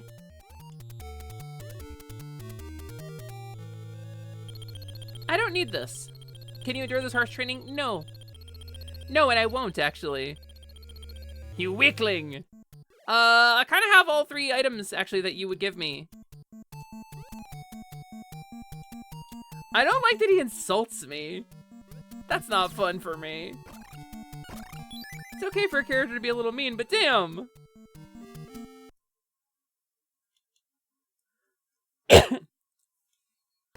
Probably something hidden in those rooms if you have another controller plugged in or something. That's my guess.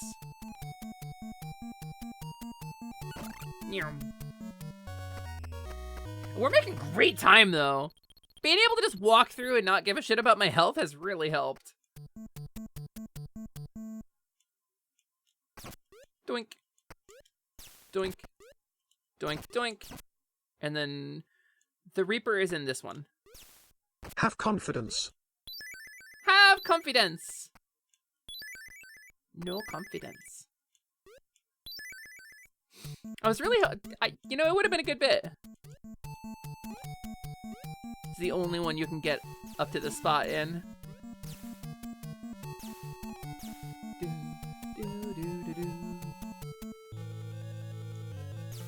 We'll take some spec noses. That's a fight I'll pick. Boop, boop, boop, boop. Done. Kind of zooming, actually. Remember how badly this area tripped us up the first time through? I remember the 2 Specnos rooms side by side. I remember being really frustrated about that, actually. I was like, ah, shit!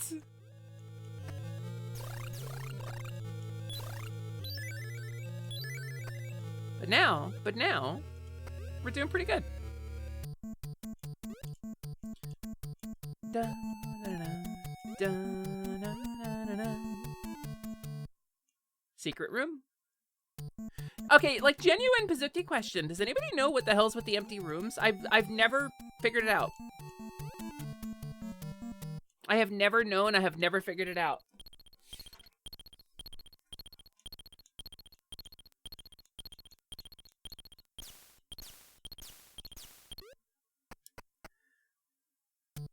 Do do do do do do do do do do do do. Splat. All right, where's the Plutons? They're here, right? Yeah, there they are. Those fuckers.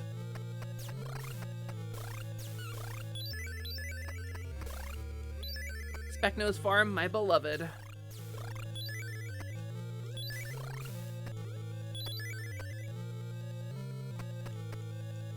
All right. Here we go. Worst part of the fucking game.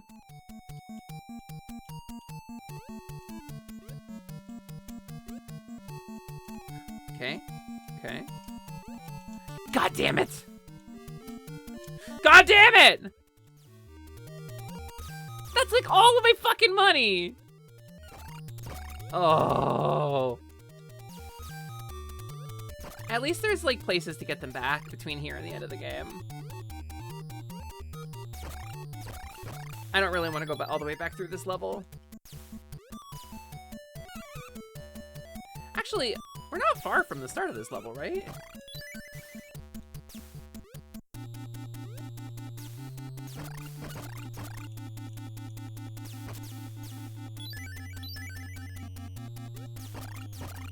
All right. We're just going. We're going until I find a place to get my items back. It's so many hearts! Let's 700 hearts! If you defeated enough enemies and gathered sufficient hearts during this stage, a god will appear. Oh! So they're only empty because I suck. I understand. Those rooms are empty because I'm bad. Skill issue.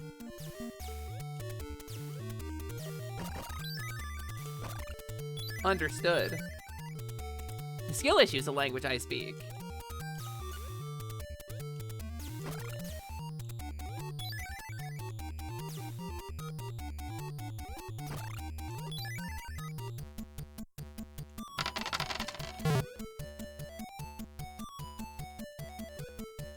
Whoop. Whoop. You're really cool to have those upgrade items right now, huh? What the fuck? What happened? I looked away for a quarter of a second. Okay, well, I guess I have my items. Hi, Glitchy, welcome in. We're playing, Did Kickarud Phase 2. We're in New Game Plus now. Trying to get a better ending.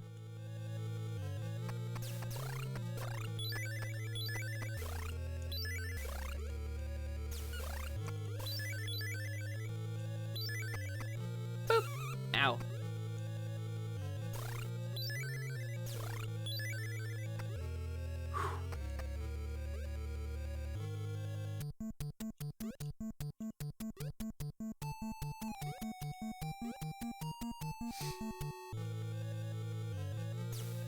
Wait, why are they so fast? What the fuck? Did anybody see that? They were so fast!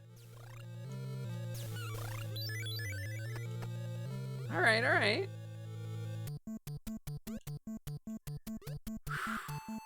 You rolled a crit fail and I mysteriously died? We are connected, you and I.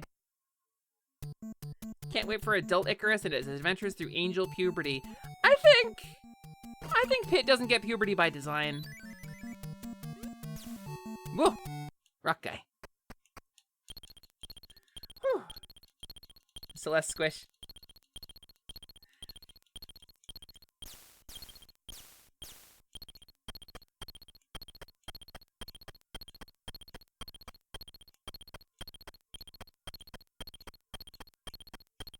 I think the chirper and the footstep are on the same timer, I think.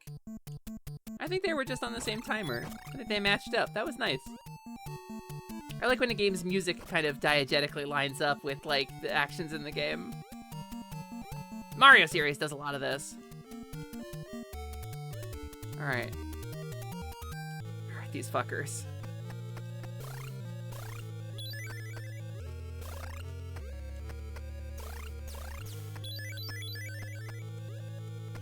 Back. Alright, locking in.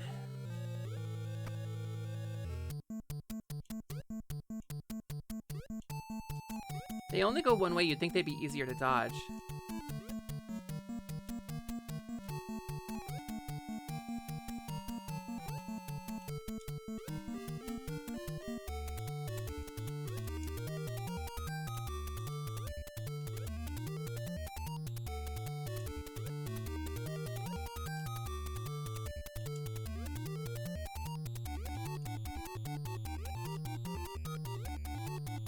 Is that them?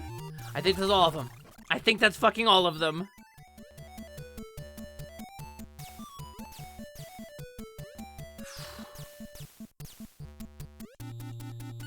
There's not a lot of enemies I don't like in this game.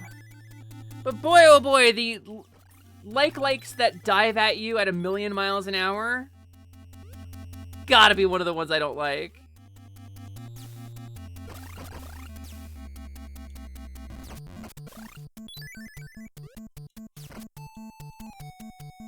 Also, the weird ice physics. I wish they had spent more time on that, because it is weird the way it works.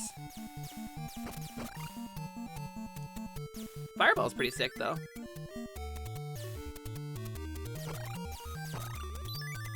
That's 999 hearts!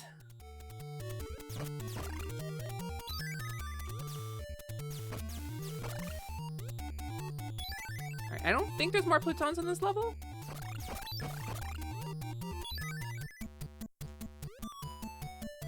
I do not think there's more. Ha! Fuck you, dark black marketeer. I got nothing. I got nothing for you, dude. Too powerful for you. Too good of a videos game. Why is this level so long? Yo, bro, you got a long level, Kid Icarus.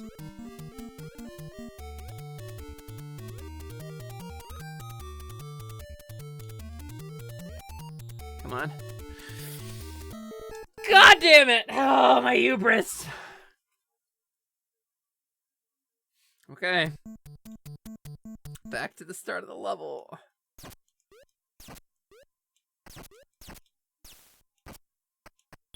Back to the start of the level. Let's see if we can get that room to give us a challenge, though, right?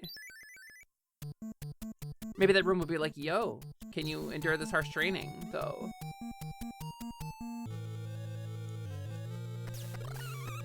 No, maybe not. Maybe not.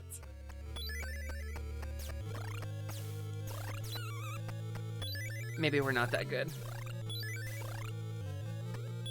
All right.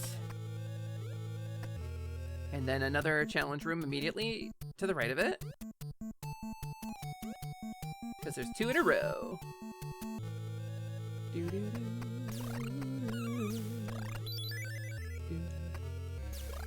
I don't think I like it when the enemies go off the edge of the screen, because that's hearts I don't get to get.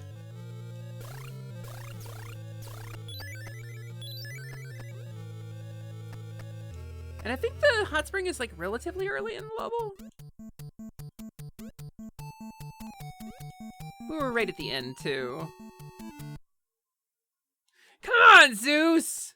I'm not that bad at this game.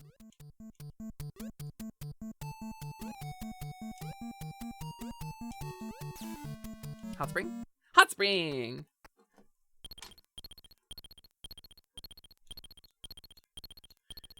Alright, gamers.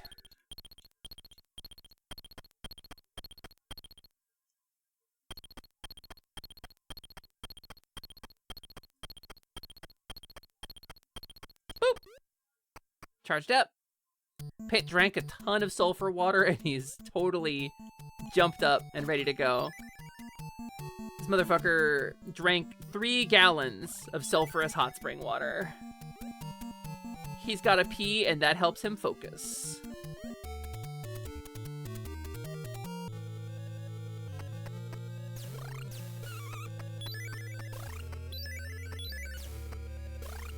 What the fuck? Rude. Can I get this one? Oh, nope. Hot dog, a hot spring during Hot Cowgirl Summer. Nah, Hot Cowgirl Summer's on pause right now. Arcanic, it's Tower Week.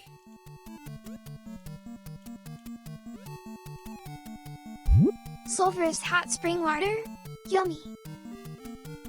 Delicious. It's Pit's favorite drink. It's Pit's favorite form of yellow.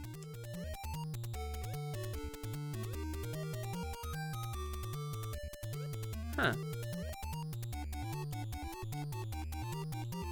Alright, Pluton. Nope. Alright, 2 more. That's it, right? I think that's it. I think we got past them. This level's so long.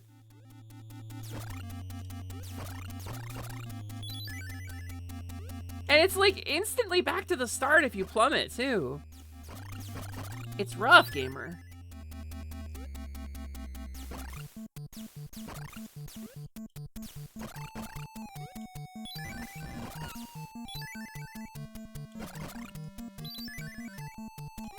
Bap, bap.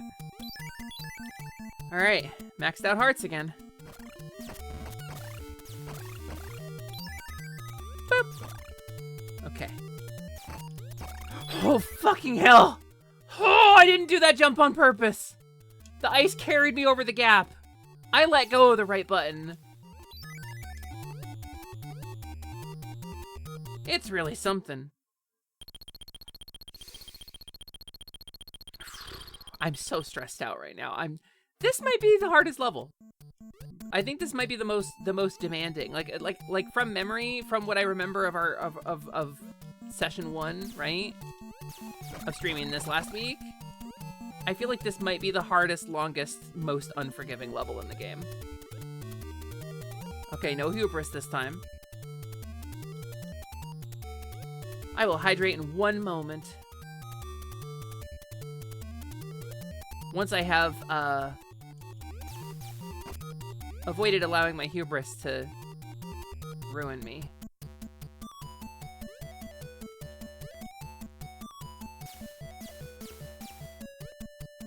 That's the one. That's the one that killed me last time.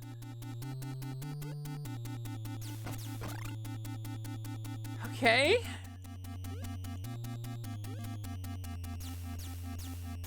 It's just so much instant death.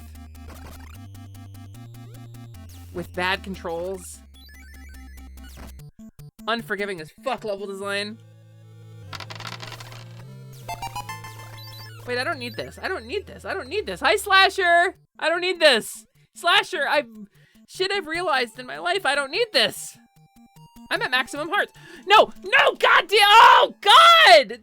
I did not do that on purpose. The ice keeps you moving forward when you're in the air. I can't. Kid Icarus, you suck. This game sucks. I like Kid Icarus. Let's play Kid Icarus. I think that'd be really funny if we played the Pixel OG Kid Icarus, because the one for the 3DS glitched out on us and we weren't able to play it anymore. Wow. How cool. I think let's play that. You already beat it once, you can stop. I want to get a better ending. I want to get the better ending. Yeah, it's the bad jumping from Castlevania coupled with the weird ice physics, right? Like the air control for a dude with wings, Pit's got some shitty air control. I can't. I smile even when I'm upset.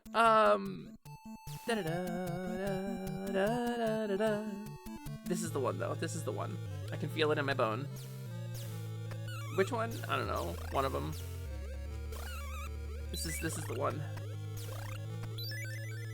I've never beaten this game legitimately before today. Like, I've used cheat codes. I've used Game Genie to reach the final level, right? So, like, I've never actually done it legitimately. Or no, I think I used save states and not Game Genie. I think I cheated my way by using save states. I think I did like a tool assisted run, right? So today's the first day I've ever beaten this game without the use of cheat mechanics. And I'm not even like using the weird built-in like debug code cheat where you use the second controller to have the cost of everything in all the shops. Chili Charms hashtag Selly crash out. I'm about to have a fucking Selly crash out. You guys don't even know. do, do, do, do, do, do. All right. All right. Locking in. I'm locking in. I am locking in. I'm locking the fuck in. Lock the fuck in, Sally. I do like that Pit's my color now. That's kind of cool. As the only blue member of Positivity. Wink.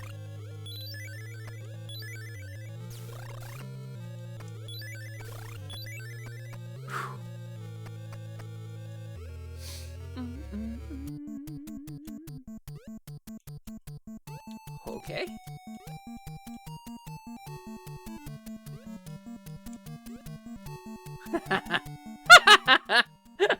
You dumb idiot. That's a hole in the ground. You can't stand in that. That's a hole in the ground. Ah! Okay, I mean, we're good though. What if... Are you... Oh, you sneaky bitch! Why were there so many of them that time? They continued way beyond where they were supposed to spawn, right? That wasn't just me. But look, I'm gonna jump to the right and then let go. Jump to the right and then hold left.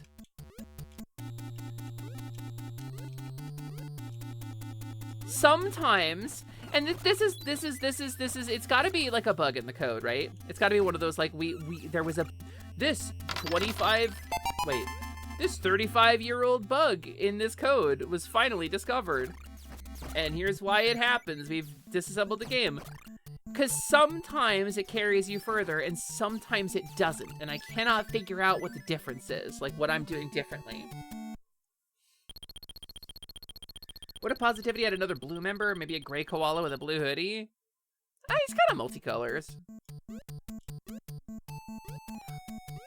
Also, he is very much still a member of Positivity, but he hasn't streamed in a while, and I hope he's doing really well, and I hope when he comes back he has a good time.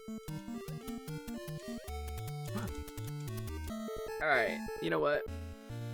Did you see what happened there? Did you guys see what happened there? Tell me you saw what happened there. I need to know, for my own mental health, that you saw what happened there. I landed on the platform. The platform moved down. It moved me up to get me out of the platform, and I was, for like 2 frames, off of the platform and in the air. And that's when I pressed the jump button. That's what happened just now. If you clip that and you go back and you look at it, you will see me freak out suddenly upwards off of the platform and then walk off the edge.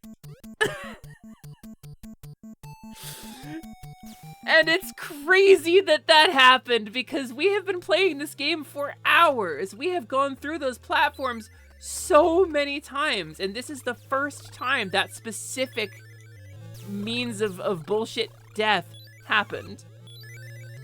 Out of all of the, it's like constantly there's like a new way for it to jank out. Yeah. Well, I mean, so like Coyote Time and jump buffering absolutely developed because of things like this, right? Game developers wanted their games to feel good. And this is we talked about the illusion of power, right? We talked about the illusion of power a little bit in game design, where, and you see this in D&D a lot. Players are like, yeah, well, you know, my D&D stories are great because I killed a god, you know, and my character became a god. So basically I'm like the best. And it's like you've been given the illusion of power. The storyteller told you that's what happened, and that's what happened, and you enjoyed the experience of being given power. And video games make you feel powerful, right? But if a game makes you feel powerful within the framework of the game, is because the game decided that's where you felt powerful. It's like getting Twitch partner. It has very little to do with me and the things that I'm doing, and if I wasn't a participant, I couldn't get it, but at the end of the day, it's because I was handed Twitch partner, right? Same with that kind of power. So people talk about being like the fucking best at games, or games that feel good, games that feel bad. It's like, I'm the master of fucking platforming. The reason you do as well as you do is because the game quietly boosts you. It quietly corrects. It fixes things. You didn't hit the button in time, right? Or there was like a timing issue, right? But the game allowed you to press the jump button up to 3 or 4 frames after you fell off the ledge without having pressed the jump button in time, and it gave you that jump input anyway. Coyote Time. And that's the illusion of power, the illusion of because in that case, the game genuinely just let me fall. But so like modern games will not let you fall, but even if something like that happens, I don't know. There's a point to be made here. There's a point to be made here. Plutons suck. I hate these guys. These are my least favorite enemy in the game. Okay. What if Super Mario Brothers, but Nabbit could take your ability to throw fireballs or jump?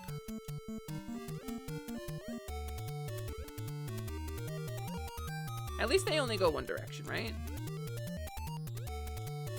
Just, they're so unpredictable.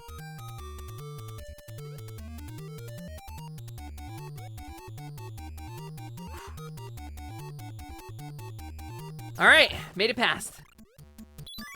I almost want to save state right now. I'm feeling the desire to save state. But I've made it this far without cheating, right? I've made it this far without cheating. What ending did we get? The worst one. So that entire rightward arc of that jump, that one too, was from the ice physics.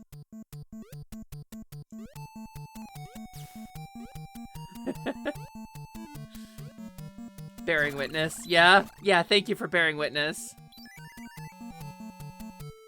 Shit I don't need in my life. The pit becomes a regular centurion. Yeah, that's the one we got. But we're in New Game Plus now, so we're gonna try to get a better one. We've got the full life bar, we've got all the treasures, or all the upgrades rather. We've got 999 hearts. We've got some jank-ass ice physics. You know what? I think I'm done. I think I'm done playing Kid Icarus for a little while. 'Cause it just happened again. The same thing just happened again. That's twice now in a row. I have played through this level and I have done really good. I think, feel free to copy down the sacred words. You can try it yourself. You copy this down, you put this code in. You can play Kid Icarus on your Nintendo Switch Online. You can put in these sacred words to pick up my playthrough where I left off. We're gonna raid out and I'm gonna go eat some food. I'm like 400 calories into my day and I got a little bit of a headache. So, gamers, thank you for joining me for Kid Icarus. We're not gonna come back to this. I'm so grateful that we got to play Kid Icarus. I wanted to come back to this game. I got to come back to this game. We streamed it twice. I'm very happy we beat it. I'm taking it out of the Nintendo. I'm petting it gently and placing it on the shelf. And it's gone. Maybe the Game Boy game. Yeah, maybe Myths and Monsters, right? Of Myths and Monsters, the sequel that I never played. Gamers, thank you for your support. The tower is at 72% of their rent and groceries help and clear the debt help. This would put Ryu and Prin in a really good situation. Thank you for your support. I really appreciate you supporting the tower. It's going to be Tower Week all week. So Wednesday, Thursday, we're going to be doing Starfinder 2E tomorrow. We're going to be playing the Wild Reach game, which is a one-shot to learn Starfinder and to help flesh out a setting that I'm going to be doing more structured content in later. And then Thursday is Deltarune. 3 p.m. Eastern, we'll be starting Chapter 3 of Deltarune with a bunch of cool pals. So it's a bunch of collabs this week, gamers. Friday, I think I'm probably not streaming until the night. And I don't know whose channel we're going to do it on, but we're going to be doing a cool thing for Diggy. We're going to be doing some friend slop, which I'm really excited about. So let's find a raid target, gamers. This is an interesting week, but Tower Week continues for, at the very least, 2 more days. What if we raided... Let's raid Sen. Gamers, we're going from jank to jank. Jank.